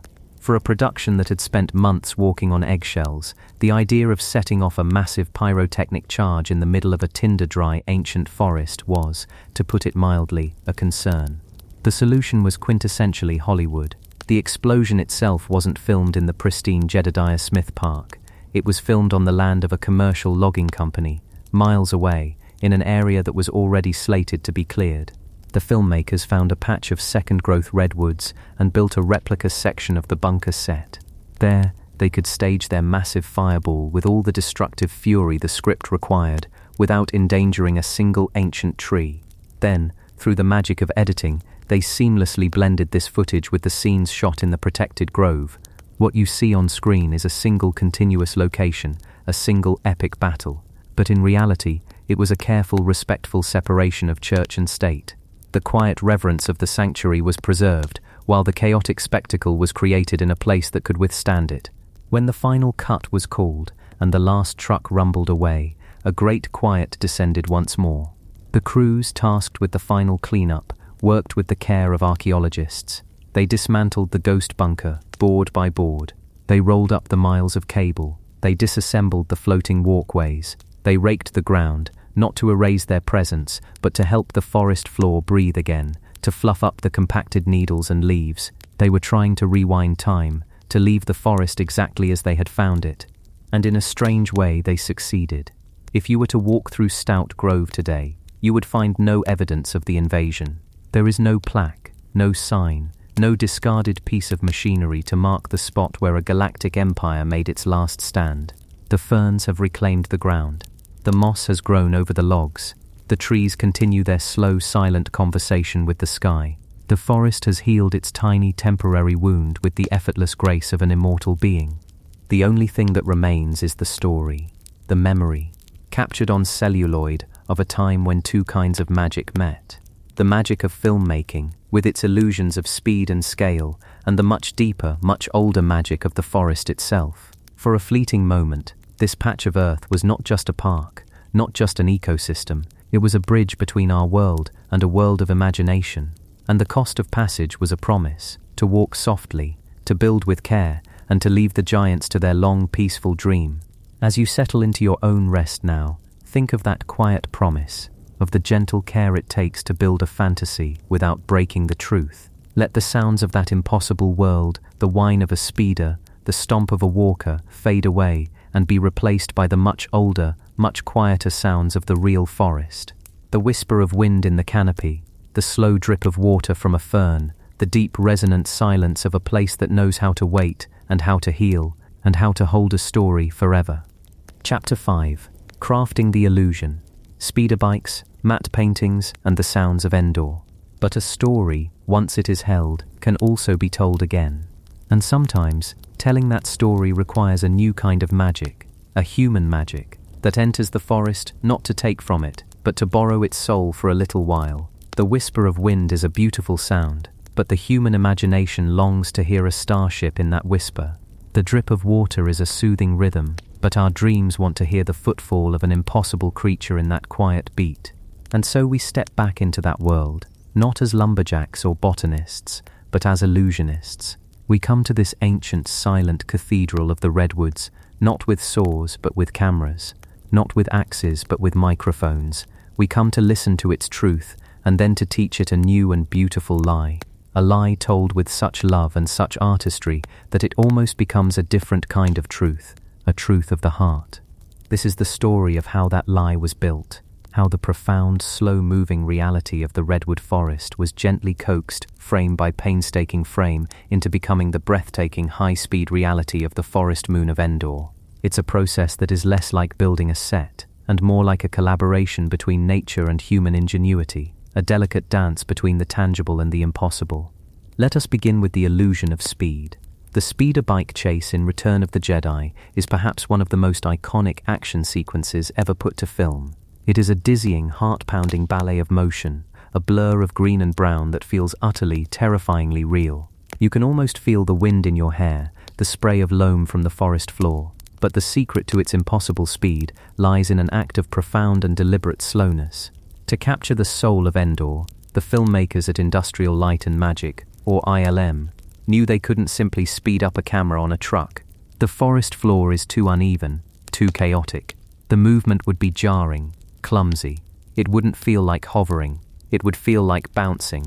They needed a way to glide through the forest, to become a disembodied eye floating just above the ferns and fallen logs. They needed a human touch. And so they turned to a man named Garrett Brown, the inventor of the Steadicam. This device, a marvel of counterweights and gyroscopes, isolates the camera from the operator's body, allowing it to float as if weightless. Imagine a mechanical hummingbird, its body held perfectly still while its wings beat furiously. The Steadicam is a similar principle, a tool of impossible grace. Garrett Brown, harnessed to this sophisticated apparatus, became a new kind of creature in the redwood forest.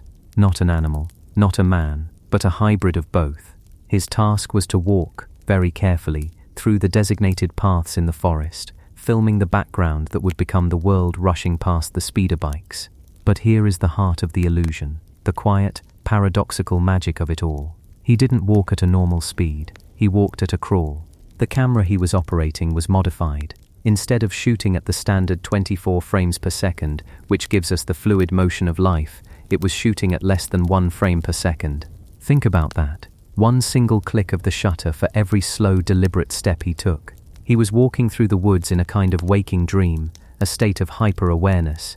Every root, every stone, every dip in the path had to be navigated with balletic precision. To the crew watching him, he must have looked like a bizarre pantomime, a slow-motion dancer moving through the dappled light. But inside the camera, a different story was being written. The camera was a time machine, compressing his slow, careful journey into a fraction of its real duration. For every one step he took, the camera would pretend he had taken 24. When this footage was played back at the normal speed, his gentle 1-mile-per-hour stroll through the ancient woods was transformed into a blistering 100-mile-per-hour rocket ride. The world didn't just move, it screamed past the lens. The gentle sway of his body as he walked became the exhilarating banking of a speeder bike careening around a colossal tree. The slight dip as he stepped over a log became a heart-stopping drop. It's a beautiful piece of reverse engineering. To create the feeling of uncontrollable speed, they had to exert the most delicate and absolute control. The chaos you see on screen is an illusion born of pure meditative focus. The operator had to become one with the forest floor, feeling its texture and contours through the soles of his boots, translating that physical knowledge into the smooth, impossible flight of a fantasy machine. He was, in that moment, the first and only real speeder bike pilot on Endor. His breath was the engine, his steady hands the guidance system, his patient, rhythmic steps the fuel. And so they collected these shots, these silent, ghostly journeys through the woods. They are called plates in the industry, a wonderfully humble term for what they are. Windows into another world, strips of celluloid containing nothing but the silent, empty, rushing landscape of Endor. A world full of speed and motion, but completely devoid of life. It was a beautiful, haunted canvas, waiting for its subjects. The next step in the illusion takes us away from the cool, damp air of the Northern California forest and into the hot, sterile, and deeply artificial environment of a soundstage. Here, under the buzz of powerful studio lights, the riders and their bikes would be brought to life against a backdrop that is the very definition of unreality, the blue screen.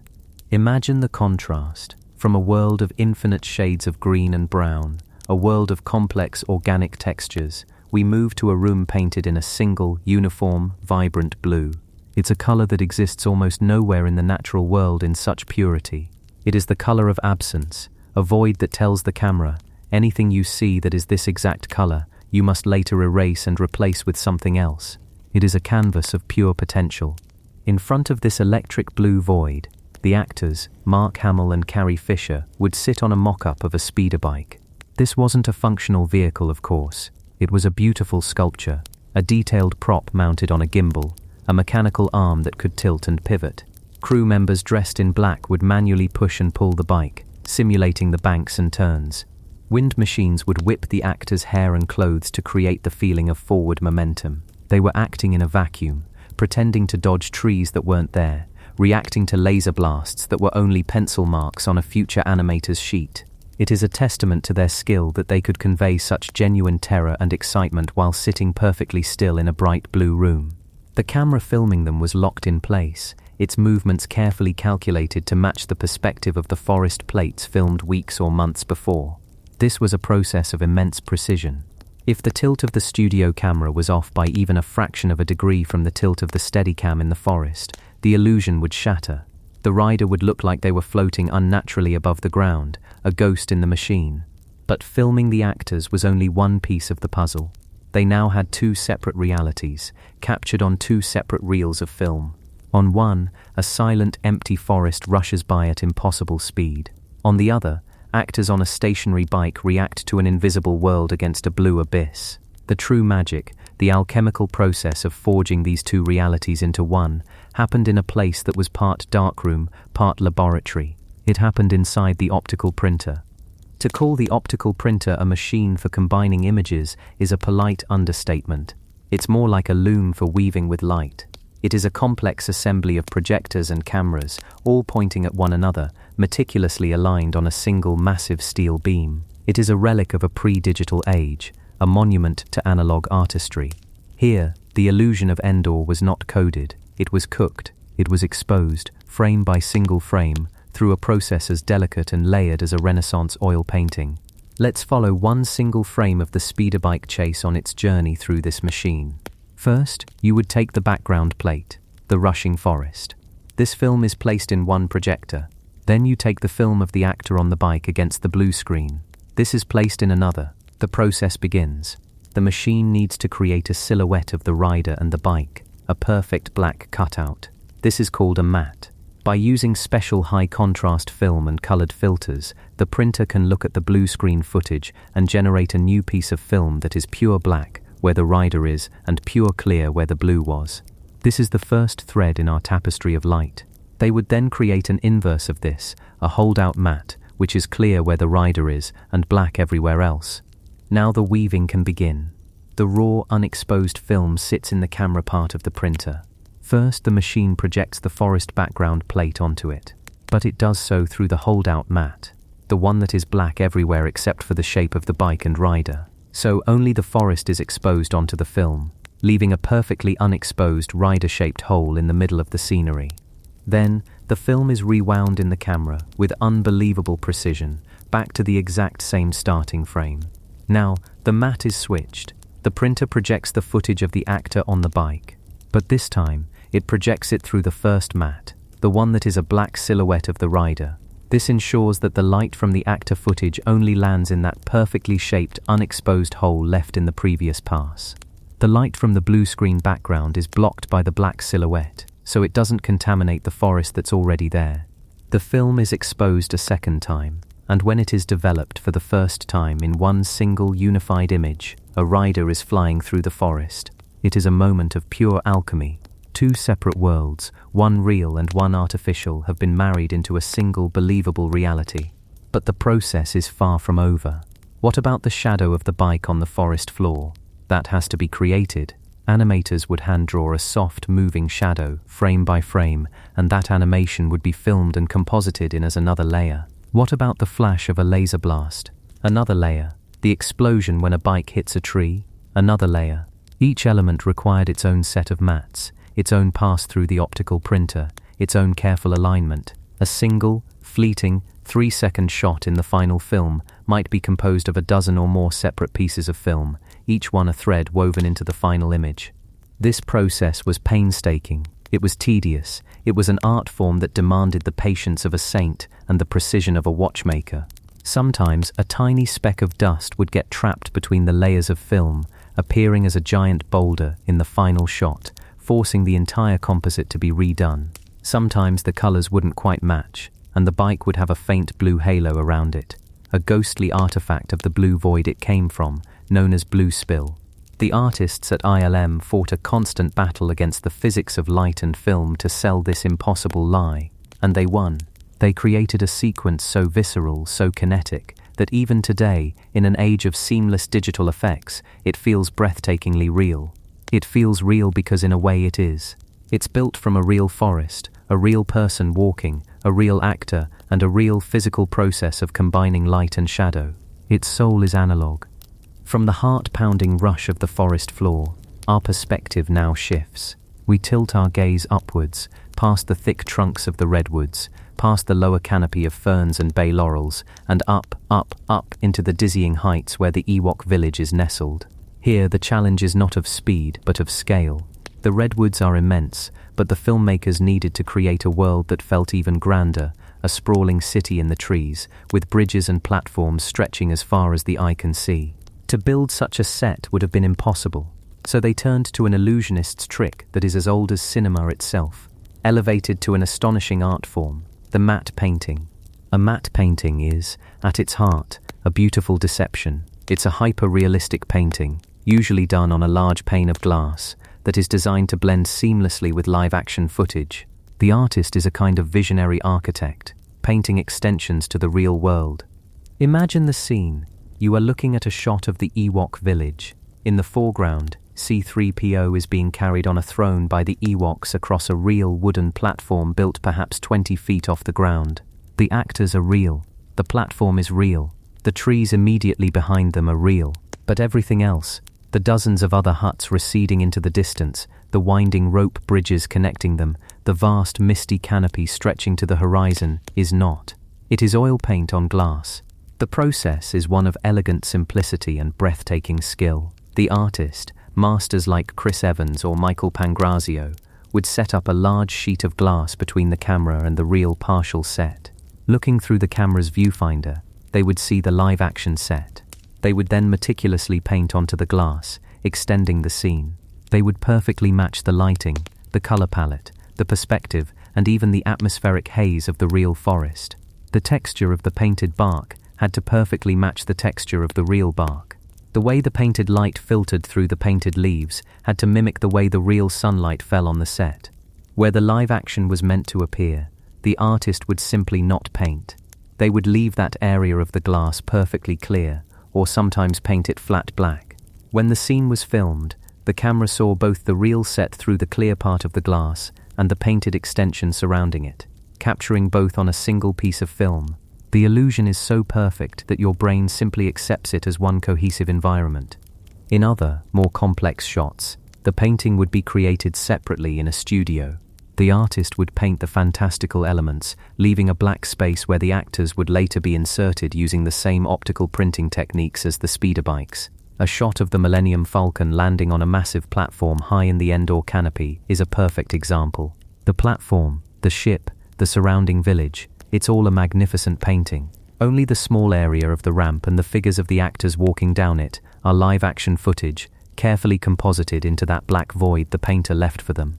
It is humbling to think about.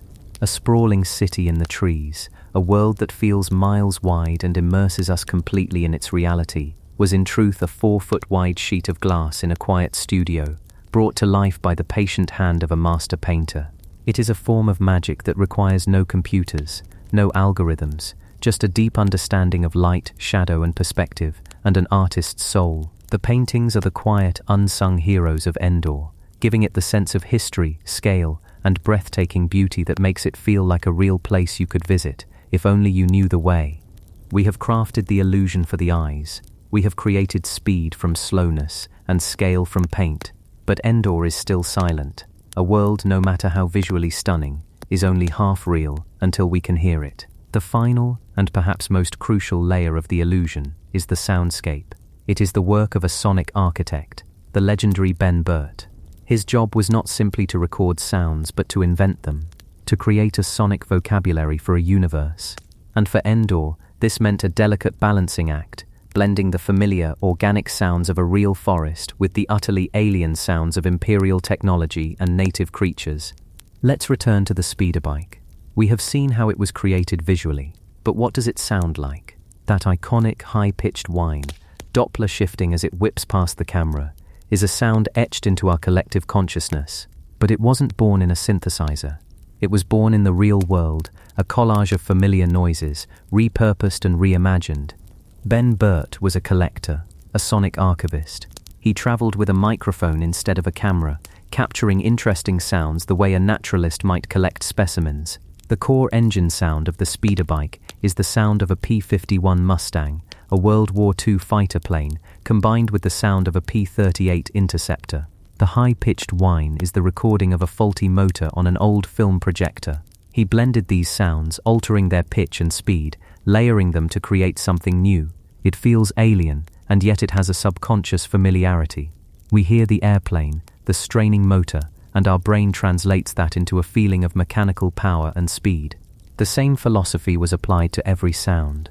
The heavy lumbering stomp of an ATST walker is a combination of a slowed-down metallic trash can lid being hit and other percussive mechanical sounds, giving it a sense of immense weight and clumsy top-heavy power. The sharp, iconic pew-pew of an Imperial blaster, that's the sound of a hammer hitting a high-tension radio tower guy wire in the desert. Burt discovered it by accident, and it became the sound of a galactic war. He treated sound like a recipe. A little of this, a little of that, blended and baked until a new flavor emerges. This is what makes the world feel so tangible. The sounds aren't purely electronic or synthesized. They are organic recordings, twisted and reshaped. They are echoes of our own world, sent back to us from a galaxy far, far away. But what of the living sounds of Endor? The forest itself was a character.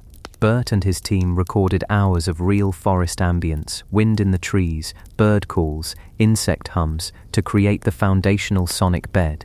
But then they had to populate it with the natives, the Ewoks. Creating a believable alien language is a profound challenge. Simple gibberish sounds fake. So Burt once again turned to the real world. He listened to recordings of languages from all over the earth. The primary source for Ewokese was the language of the Kalmyk people, a nomadic group from Russia. He also incorporated elements of Tibetan. An elderly Kalmyk woman was brought in, and she told folk stories in her native tongue. Her voice, her intonations, her rhythms became the foundation. The actors who played the Ewoks listened to these recordings and mimicked the sounds. The result is a language that feels authentic. It has cadence and emotion. It doesn't sound like random noises. It sounds like a real, albeit unfamiliar form of communication. It's another layer of the beautiful lie. The Ewoks feel real because their voices are born from a real human culture, their emotions conveyed through the melody of a language spoken for centuries on our own planet. And so the final tapestry is woven. The visual and the auditory, the real and the imagined. Sit back now and just listen. In your mind's ear, hear the layers of Endor's soundscape. Beneath it all is the constant, gentle whisper of the real Redwood forest. Upon that, you hear the distant, chittering calls of the Ewoks, a repurposed terrestrial language. And then, cutting through the peace, you hear the shriek of a speeder bike, a symphony of aeroplane engines and broken projectors. You hear the crack of a blaster, the echo of a hammer on a steel wire. It is a world built in layers, a collaboration between a patient, ancient forest and a team of patient, ingenious artists.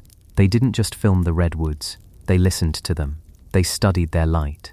And then they gently, respectfully, added their own dreams to the landscape.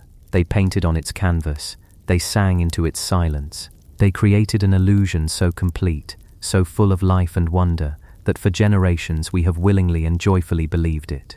They borrowed a real place to tell a fictional story, and in doing so they made the real place itself, our own magnificent Redwoods, even more magical. For now, when we walk beneath those silent giants, it's hard not to listen for the distant sound of a horn calling the Ewoks to battle, and to look up just in case for a glimpse of a speeder bike flashing between the ancient silent trees. Chapter 6: The Endor Effect. From film set to cultural landmark. And so they came. In the years that followed that summer of 1983, a new kind of migration began, a quiet pilgrimage north along the winding coastal highways of California. They came not for gold, nor for timber, but for a story. They came because that invitation to believe, to look up and see a speeder bike, was too powerful to ignore. The film had ended, the credits had rolled, but the forest was still there, waiting. It was a whisper that traveled first through fan magazines, then by word of mouth, a shared secret among a generation of dreamers. Endor is real. You can go there. They arrived in family station wagons and beat-up college sedans, with crumpled maps on the dashboard and maybe a dog-eared copy of the movie novelization. There was no internet to guide them, no GPS coordinates to plug in. Finding the exact locations was an act of cinematic archaeology. They were searching for a particular arrangement of ferns, for the unique curve of a fallen giant, for the specific cathedral of light they had seen on screen. They would park their cars in the small turnouts of parks like Jedediah Smith or Grizzly Creek Redwoods, step out, and be immediately enveloped by a silence so profound it felt like a sound in itself. The air, cool and damp, and smelling of deep, ancient earth, was the first confirmation that they had found the right place. It smelled the way Endor should smell. Imagine being one of them, one of those early pilgrims. You leave the familiar noise of the road behind, and with each step into the grove, the world you know recedes.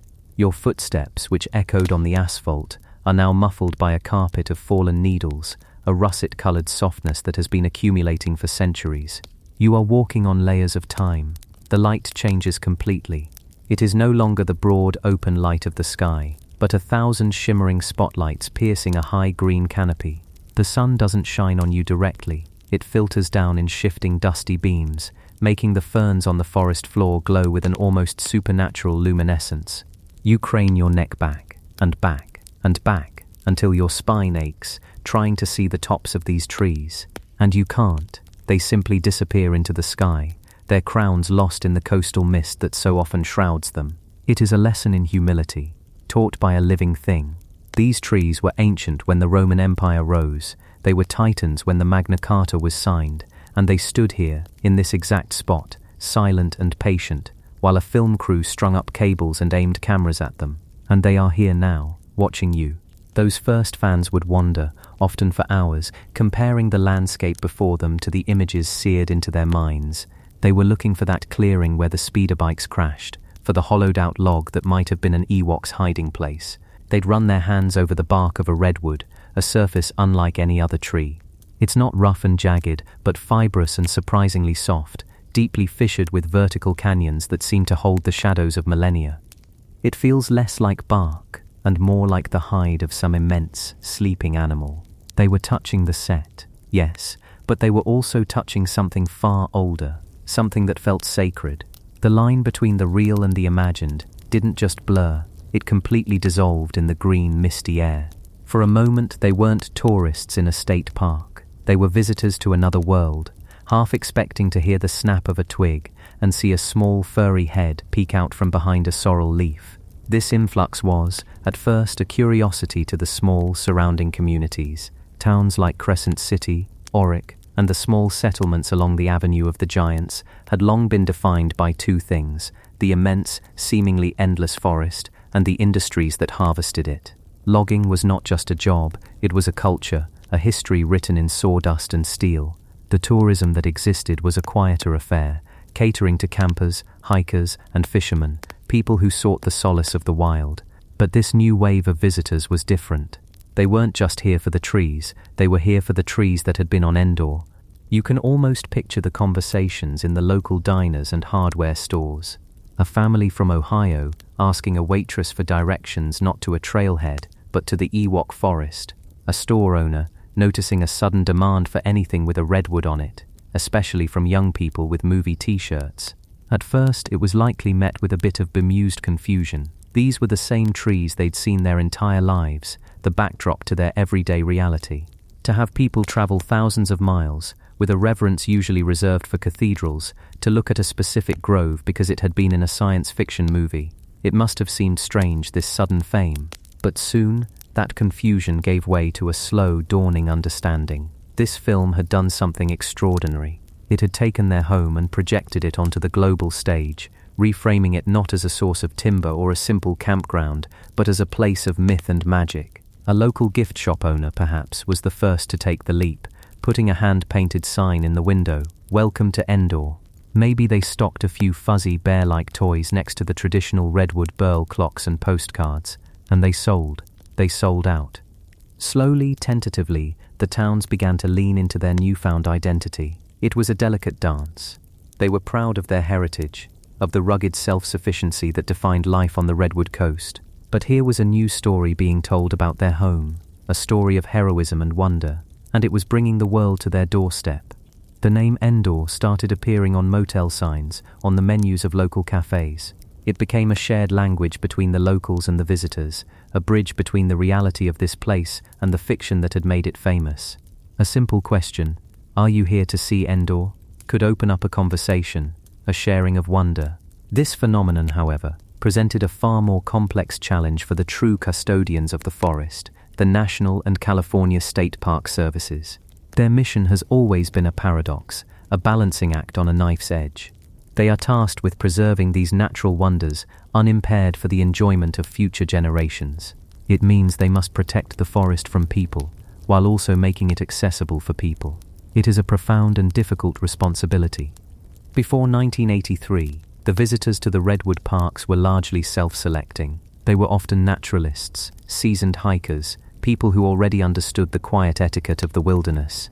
They knew to stay on the trails, to pack out what they packed in, to treat the forest with a gentle respect. But the Endor effect brought a new kind of visitor, one whose primary relationship with the landscape was not ecological, but cinematic. Their love for the place was just as real, just as passionate, but it was often expressed differently.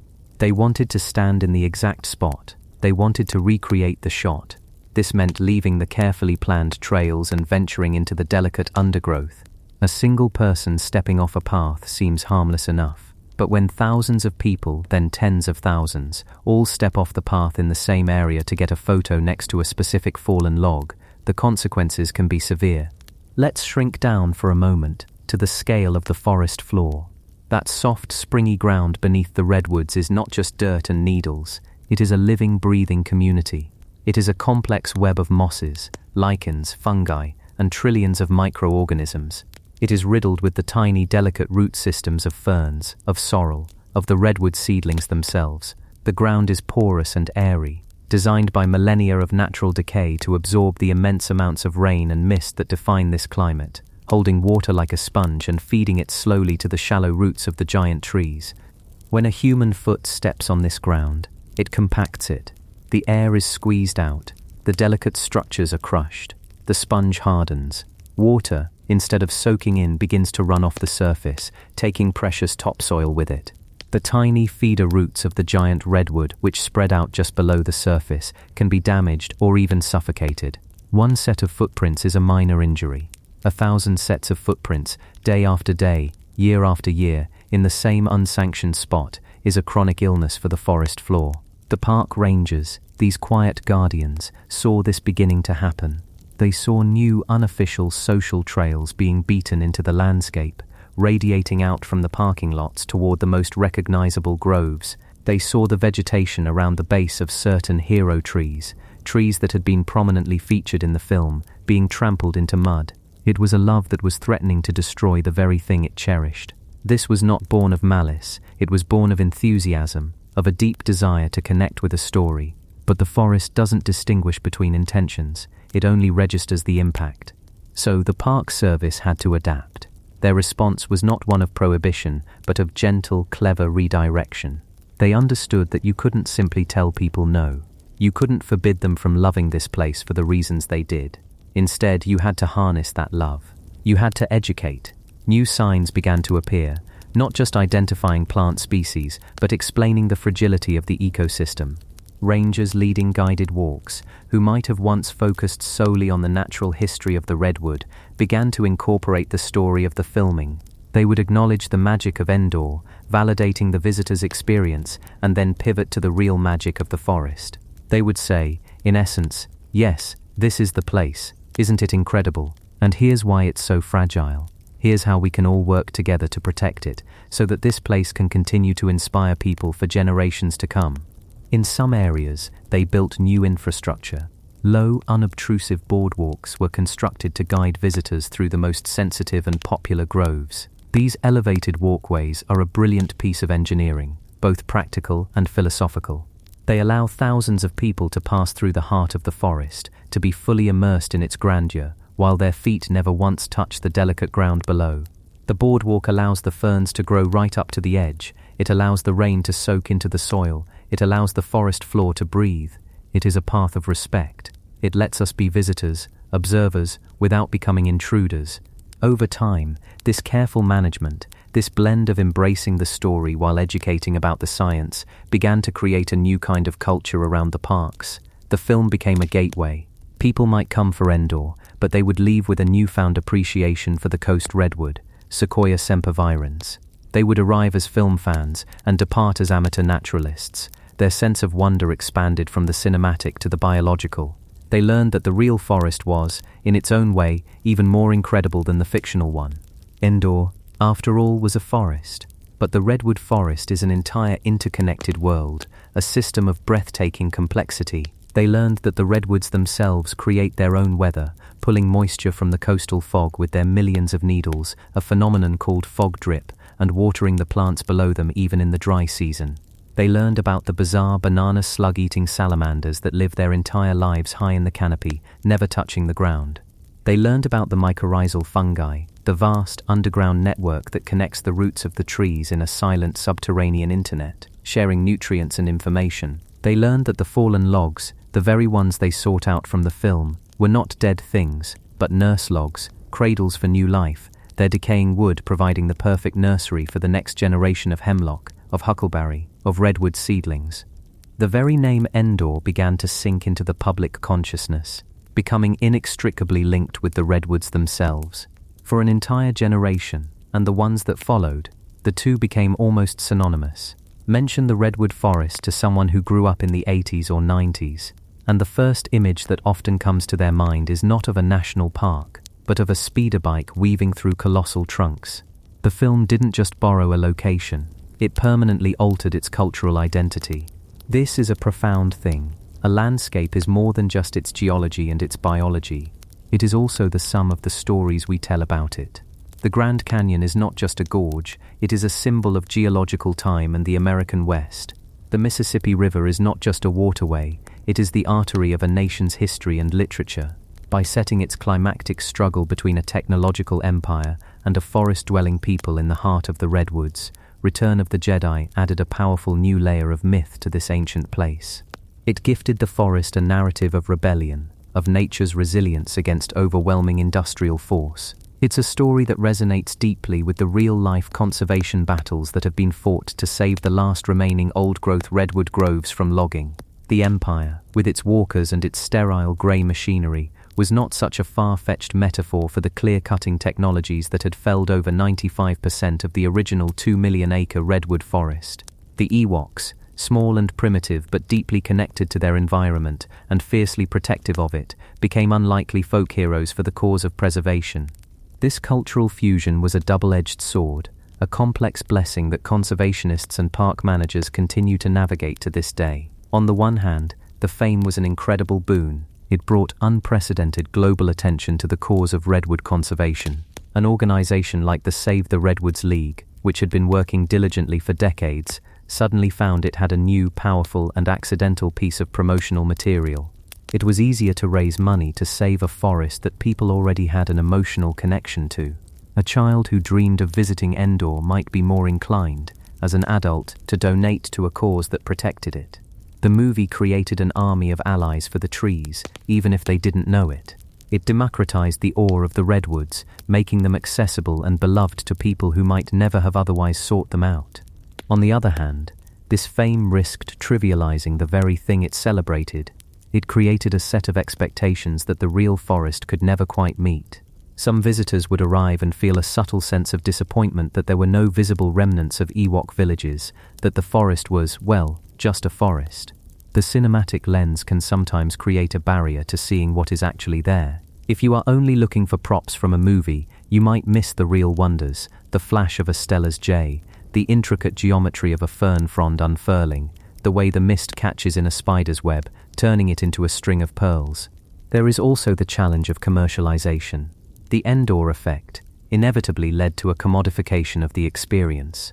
The quiet towns nearby, in their effort to survive and cater to the new tourism, had to package and sell the Endor brand. This can sometimes create a dissonance, a clash between the sacred, silent nature of the groves and the kitschy commercial world outside their borders. You can stand in a grove that has witnessed 10,000 sunrises, a place of profound peace, and then drive 5 miles to buy a plastic toy that commemorates a fictional battle that never happened there. It is a strange and uniquely modern paradox. Yet decades later, the legacy endures, and its positive aspects seem to far outweigh the negative. The Endor effect has, on the whole, been a force for good. It has cemented the Redwood Forest's place, not just in natural history, but in our shared global culture. It has forged an emotional bond between these specific ancient trees and millions of people around the world. Today, the pilgrimage continues. The children who first saw the film in theaters are now adults, and they bring their own children to these groves. The tradition is passed down. The journey is easier now, of course. A quick search online will give you the precise GPS coordinates for the main filming areas in Talltrees Grove or the Cheetham Grove. A visitor can plan their trip with a precision the early fans could only dream of. Social media is filled with images of people posing in the same spots, sharing their moment of connection with a global audience. The secret is out. The park services have fully integrated the story into their interpretive programs. You can find panels along the trails that speak of the area's rich biodiversity, its indigenous history, its logging past, and yes, its role as the Forest Moon of Endor. They have learned that all of these stories are now part of the history of this place. They are all layers of meaning that contribute to our human relationship with this forest. The film is no longer a footnote. It is a recognized chapter in the long and ongoing biography of the Redwoods. To walk there now is to experience this layering of time and story all at once. You are walking in a place that is simultaneously an ancient primeval ecosystem, the ancestral homeland of the Ewok people, a battleground of early 20th century conservation, and a science fiction film set. All of these identities are true, and none of them cancel the others out. The forest is large enough to contain them all. The lasting legacy, the true Endor effect, is not about tourism numbers or souvenir sales. It's about the power of a story to transform our perception, to open our eyes to the wonder of the real world. A filmmaker chose this place because it looked otherworldly, because its scale and its beauty were so immense they seemed like something from a fantasy. But in showing this real place to the world, he performed a kind of alchemy. He made millions of people fall in love with a forest they had never visited. He gave them a reason to care. He borrowed a real place to tell a fictional story, and in doing so he anchored that story in a tangible reality we can visit, touch and protect. The film gave the forest a new name, a new identity, but in return the forest gave the film a gravitas and a sense of history that no soundstage could ever replicate. It was a perfect, symbiotic exchange. And because of it, these silent, patient giants, the oldest and tallest living things on our planet, now have a few million more friends and guardians scattered across the globe, people who know with absolute certainty that there is a magic in this world and they know exactly where to find it. They simply have to look up, past the ferns and the shimmering light, and listen for the echoes of a story that made the real world just a little more enchanted. Chapter 7. The Real Battle for Endor. Conservation in a Cinematic Age. But that enchantment, that powerful feeling of connection that a film could bestow upon a real-world forest, did not spring from a vacuum. It arrived in a world already locked in a desperate, decades-long struggle. The story that made the world more magical was, in truth, an echo of a much older and more terrestrial story. A story of loss, of resistance, and of a profound, soul-deep fight for the future of the giants themselves. The battle for the Forest Moon of Endor, with its speeder bikes and laser blasts, was a fiction. The battle for the forests that played its part, however, was terribly, painfully real. It was a conflict fought not with cinematic spectacle, but with petitions and protests, with chainsaws and checkbooks, with human bodies placed defiantly in the path of machines. To understand this real battle, we have to travel back, long before the first frame of film was ever shot here. We have to imagine a time when this entire coastline, a 2,000 square mile ribbon of green stretching from Big Sur to southern Oregon, was an unbroken kingdom of giants. An ecosystem so vast, so ancient, that it must have seemed like a permanent feature of the world, as immutable as the ocean beside it. The Ewok, the Tolowa, the Karuk, and other first peoples had lived within this kingdom for millennia, not as conquerors, but as stewards, their cultures woven into the rhythm of the forest, the salmon runs, the acorn harvests, and the cleansing cycle of fire. To them, this was not a resource to be exploited, it was the entire world, a living, breathing cathedral populated by sacred beings. And then, in 1849, the world changed. The cry of gold echoed from the Sierra Nevada foothills, and a flood of humanity poured into California, bringing with it an entirely new way of seeing the world. They saw the giant trees not as ancestors, but as timber, an inexhaustible vertical quarry of the most perfect wood imaginable, strong, lightweight, and almost miraculously resistant to rot and insects. The great tragedy of the Redwoods began not with malice, but with a profound failure of imagination. The settlers and loggers who arrived simply could not conceive of an end to what they saw. A single tree could build half a town. The forest was an obstacle, a darkness to be cleared to make way for progress, for farms, for civilization. And so the felling began. It was an assault on a geological timescale, executed with industrial age efficiency. We can try to picture it, but our minds struggle to grasp the scale. Imagine the sound, not the quiet rustle of the forest we know today, but a constant grinding thunder, the whine of enormous crosscut saws, wielded by teams of men, biting slowly through heartwood that had been forming since the time of the Roman Empire, the sharp crack of wedges being driven home with sledgehammers, and then the final terrifying groan, a sound like the world tearing itself apart, as 2 million pounds of living history, a titan that had stood silent witness to 2,000 years of seasons, surrendered to gravity. It would fall with a force that shook the very earth, shattering not only itself but many of its smaller brethren in a cascade of destruction. The silence that followed must have been more profound than any sound. They used specialized tools, sharpened to a razor's edge, and jack screws powerful enough to nudge a skyscraper.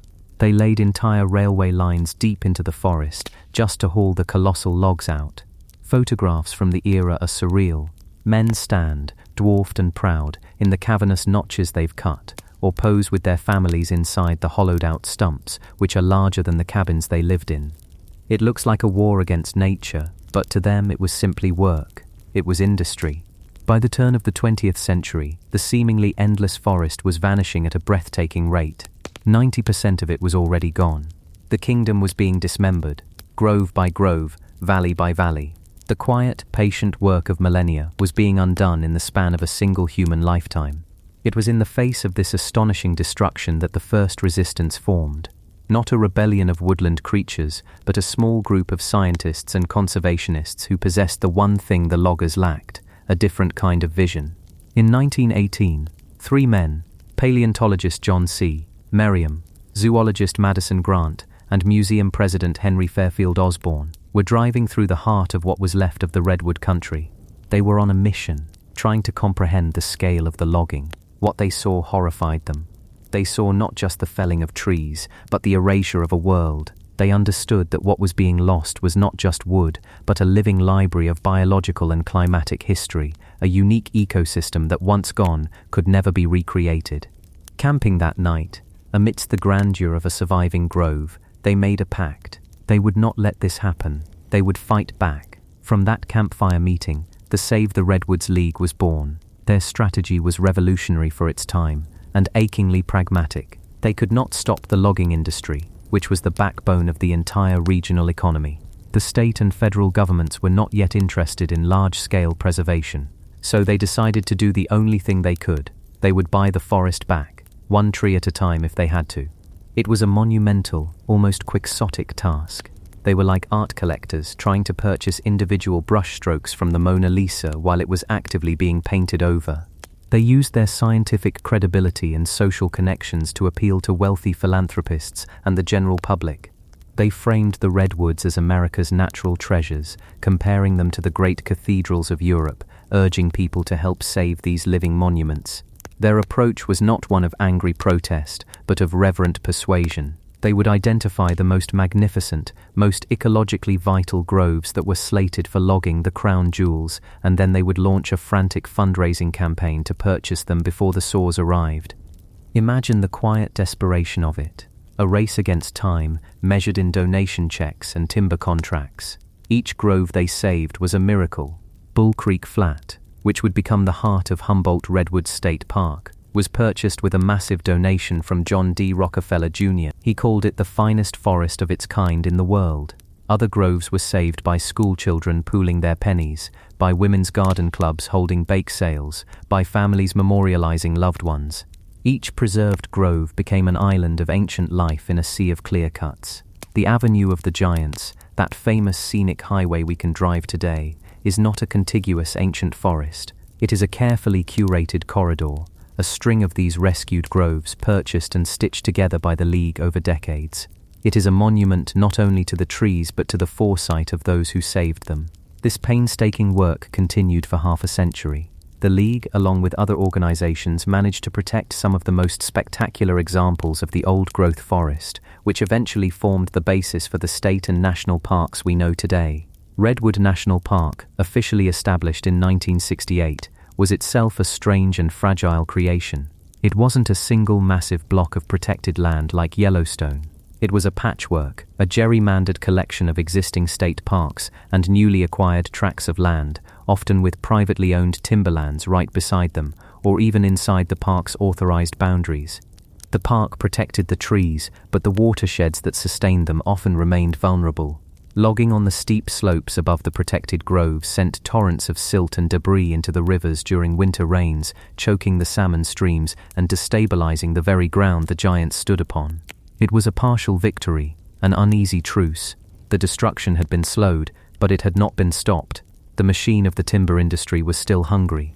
And it was into this landscape of contested beauty and ongoing conflict that Hollywood arrived in 1982. When George Lucas and his team scouted locations for the Forest Moon of Endor, they were not just looking for big trees, they were looking for a world, a place that felt primeval, magical, and inhabited by a deep, quiet power. They found it here, on the private timberlands of the Miller-Relum Redwood Company, just north of Crescent City. The specific area chosen for filming, a section of forest slated for logging, was a perfect stand-in for a distant alien moon, because it was, in its own way, a world apart from our own. The filming itself was a strange juxtaposition, the high-tech fantasy of the Star Wars universe playing out against the low-tech, brute-force reality of the timber industry. The growl of chainsaws was a common sound in the distance.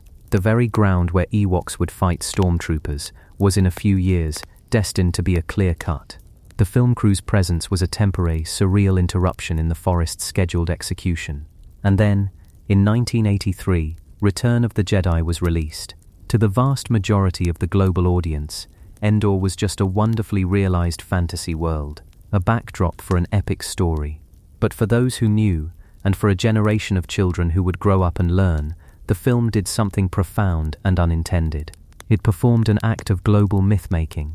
It took the abstract concept of an old-growth redwood ecosystem and gave it a name everyone knew, Endor. It populated it with heroes, the resourceful, tenacious Ewoks, fighting to defend their forest home from a technologically superior, destructive empire. The parallel was so perfect, so potent, that it almost felt deliberate. The film didn't create the conservation movement. The battle had been raging for 65 years. But it did, in its own way, forge a new kind of weapon. It weaponized awe. It gave the public, especially a younger generation, a powerful emotional framework for understanding the conflict. The fight to save the redwoods was no longer just a distant environmental issue about board feet and watershed management. It was, in a way, the real battle for Endor. The logging companies, with their giant machines and clear-cutting practices, became the empire. The activists, who would soon take to the trees, became the Rebel Alliance. This cultural shift in perception couldn't have come at a more critical time, because the real war was about to escalate dramatically. In 1985, 2 years after the world watched the Battle of Endor on screen, the Pacific Lumber Company, one of the oldest and largest landowners in the Redwood region, was the subject of a hostile takeover. For a century, the company had been relatively conservative in its logging practices, selectively harvesting trees and allowing for slower regrowth. They saw their vast holdings as a multi-generational resource. But the new owner, a Texas-based corporation called Maxim Inc., led by a financier named Charles Hurwitz, had a very different philosophy. The takeover was financed with high-interest junk bonds, and the company's immense assets, the ancient Redwoods themselves, were the collateral. To pay down this massive debt as quickly as possible, Maxim more than doubled the rate of logging. The era of selective harvesting was over. The age of systematic, aggressive clear-cutting had begun. Entire mountainsides were stripped bare. The last largest unprotected tracts of old-growth redwood forest, places like the Headwaters Forest, were now on the chopping block. The response from the environmental community was immediate and fierce. The old strategy of the Save the Redwoods League, patiently fundraising and purchasing land, was too slow to counter this new, lightning-fast industrial assault. A new kind of activism was needed, and it emerged from the radical environmental movement of the 1980s. Groups like Earth First brought the tactics of non-violent civil disobedience directly to the front lines. This was no longer a battle fought in boardrooms and congressional hearings alone. It was now a physical confrontation in the mud and the rain of the woods. They called it the Redwood Wars. And it was a war. Activists chained themselves to logging equipment. They formed human blockades across logging roads, sometimes burying themselves up to their necks in the earth to stop the bulldozers. And most famously, they took to the trees themselves. Tree sitting, a tactic of protest that is as simple as it is terrifyingly dangerous, became the defining image of the struggle. An activist would ascend hundreds of feet into the canopy of a giant redwood, often one marked for cutting, and build a tiny platform to live on. From this precarious perch, they would act as a human shield. As long as they were up there, the tree could not be legally or safely cut down. Can you imagine what that was like? To live for weeks, months, even years, suspended between earth and sky. Your home a tiny tarp-covered platform, swaying in the wind, sometimes battered by storms coming in off the Pacific. Your only contact with the world below is a rope for supplies and a radio. The sounds of the forest become your daily music, the call of a marbled murrelet, the chatter of a squirrel, and then that music is shattered by the roar of chainsaws at the base of your tree's neighbors. You are a solitary witness, a lone guardian, living inside the very being you are trying to protect. You feel the life of the tree, its slow, patient strength, its vibrations in the wind. You become, in a very real sense, part of the canopy ecosystem.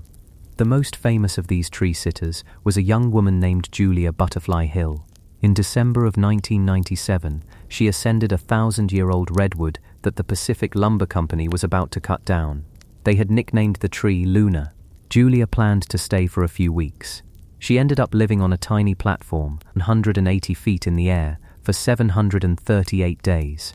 Through two of the harshest winters on record, with El Niño storms lashing the coast, she endured freezing temperatures, gale-force winds, and a campaign of intimidation from the logging company, which included buzzing her with helicopters and using air horns to deprive her of sleep. Her vigil became an international story. She became a voice for the forest, communicating with the media via a solar-powered cell phone. Her quiet, determined resistance captured the world's imagination. She wasn't just a protester, she was a philosopher of the canopy.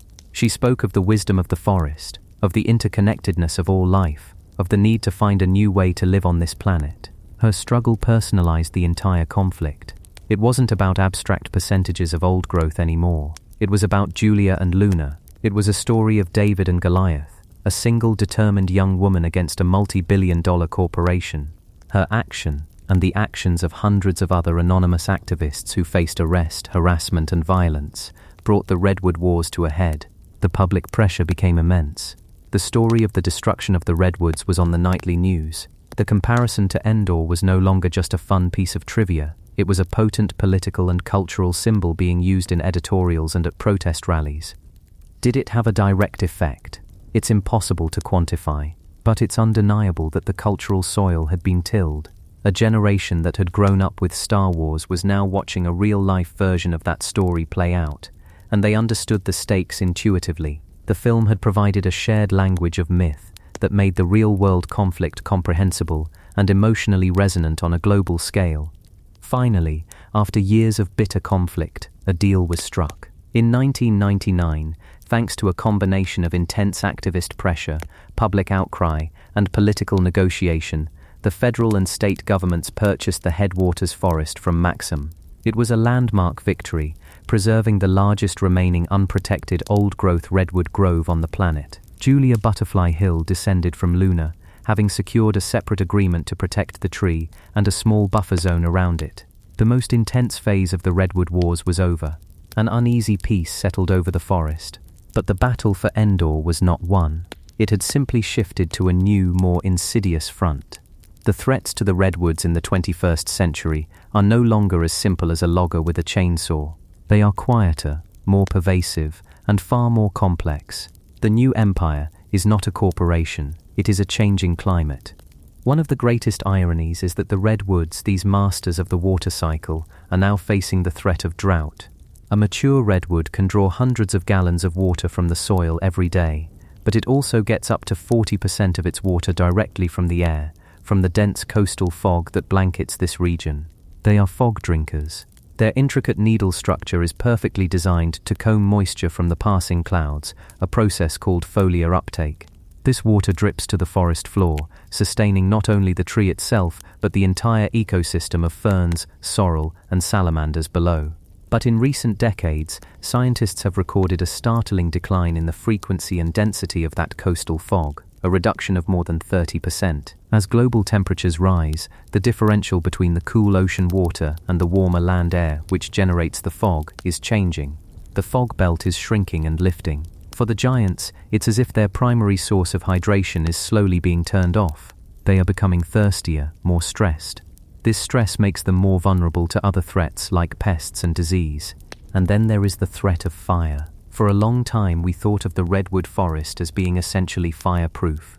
The bark of an old-growth tree can be over a foot thick, a spongy, fire-retardant armor. Its canopy is so high that ground fires often pass harmlessly underneath. For millennia, low-intensity fires were a natural and essential part of the ecosystem, clearing out underbrush, recycling nutrients, and creating space for new seedlings to grow. The indigenous peoples of the region understood this intimately and practiced cultural burning to maintain the health of the forest. But a century of fire suppression, combined with a hotter, drier climate, has changed the very nature of fire. The forests have become choked with fuel. Small, healthy ground fires have been replaced by catastrophic megafires that burn with an intensity the ecosystem has never before experienced.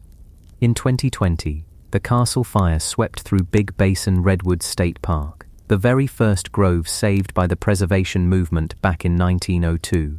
It was unthinkable. The fire was so hot that it burned up into the canopies, something that was once considered impossible. It hollowed out and killed ancient trees that had survived dozens of previous fires over the centuries. The heart of the conservation movement was scorched. While many of the larger trees have shown remarkable resilience, sprouting new growth from their blackened trunks, the event was a terrifying wake-up call. It proved that even these seemingly invincible giants are not immune to the consequences of a rapidly changing planet. The fire was a symptom of a deeper illness, a planetary imbalance that threatens the very foundations of this ancient world. The modern battle for the redwoods is now being fought by a new generation of guardians, armed not with protest signs but with DNA sequencers, laser scanners, and a deep respect for ancient wisdom. Scientists are now leading the charge, working to understand the secrets of the redwood's resilience.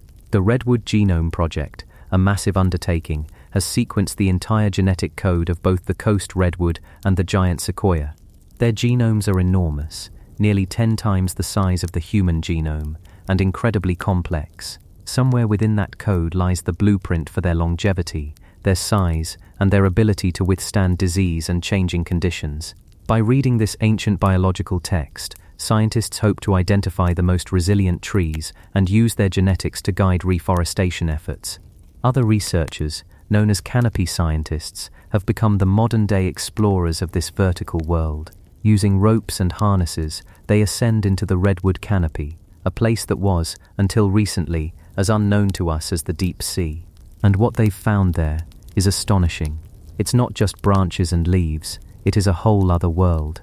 There are thick mats of soil that accumulate in the crooks of branches, hundreds of feet in the air. These aerial soil mats support entire communities of life, ferns, huckleberry bushes, even other trees, all living their entire lives in the canopy. They've discovered wandering salamanders that have never touched the ground, living and breeding in this skyborne ecosystem. The canopy, it turns out, is a world unto itself, a final frontier of biological discovery on our own planet. This new scientific understanding is also leading to a new approach to conservation. It's no longer just about preserving what's left, it's about healing what was broken. The Redwoods Rising collaboration, a partnership between the Save the Redwoods League, the National Park Service, and California State Parks, is undertaking the largest redwood restoration project in history. They are working to heal the vast tracts of previously logged forest that surround the old-growth groves. It is slow, patient work. They are removing miles of old, crumbling logging roads that bleed sediment into the streams. They are carefully thinning the dense, overgrown second-growth forests to mimic the spaciousness of an old-growth stand, giving the remaining trees more light, water, and room to grow into the giants of the future. And perhaps most importantly, there is a growing recognition that the oldest wisdom may be the most valuable. Conservationists and park managers are now working closely with the region's Native American tribes, like the Ewok, to reintroduce the practice of cultural burning. They are learning from the people who have successfully managed this landscape for thousands of years, using fire not as a weapon of destruction, but as a tool of renewal and healing. It represents a profound and humbling shift in perspective, from seeing humanity as a problem for the forest to recognizing that we can be, and once were, an integral part of its health. So the real battle for Endor continues. It is a quieter battle now, fought in laboratories and on the forest floor, with scientific data and cultural knowledge. The enemy is more abstract, the timeline much longer. The work of a single lifetime is not enough. We are now in the business of planning for centuries, of making decisions whose full benefit will only be seen by generations we will never meet. The legacy of a science fiction film in this long, complicated history is subtle, but it is not insignificant. It didn't save the trees. People did. Dedicated, passionate, and courageous people. But the film did something only a powerful story can do. It took a regional struggle and translated it into a universal myth. It gave the world a touchstone, a way to feel the magic of a place they might never visit. It helped foster a global sense of stewardship. It ensured that when the real battles were fought, and continue to be fought, the world was watching and it understood, on a deep, almost instinctual level, what was at stake. To stand in a grove of these giants today is to stand in a place of deep peace, but it is also to stand on a battlefield, a place preserved by a century of struggle. Every ancient tree that remains is a survivor, a veteran of a long war. They are a testament to the destructive power of human greed, but also to the remarkable power of human foresight and love. They remind us that the most beautiful things in our world are not given, they must be defended. And as we look up, past the ferns and the shimmering light, into that impossible canopy, we can feel the truth of it. The battle to protect this place is not just about saving trees, it is about saving a part of ourselves. It is a fight to preserve our own capacity for awe, our connection to a timescale larger than our own lives, and our belief that there is a magic in this world worth fighting for. The future of this real, enchanted forest now rests in our hands, a quiet, sacred trust passed down from one generation of guardians to the next.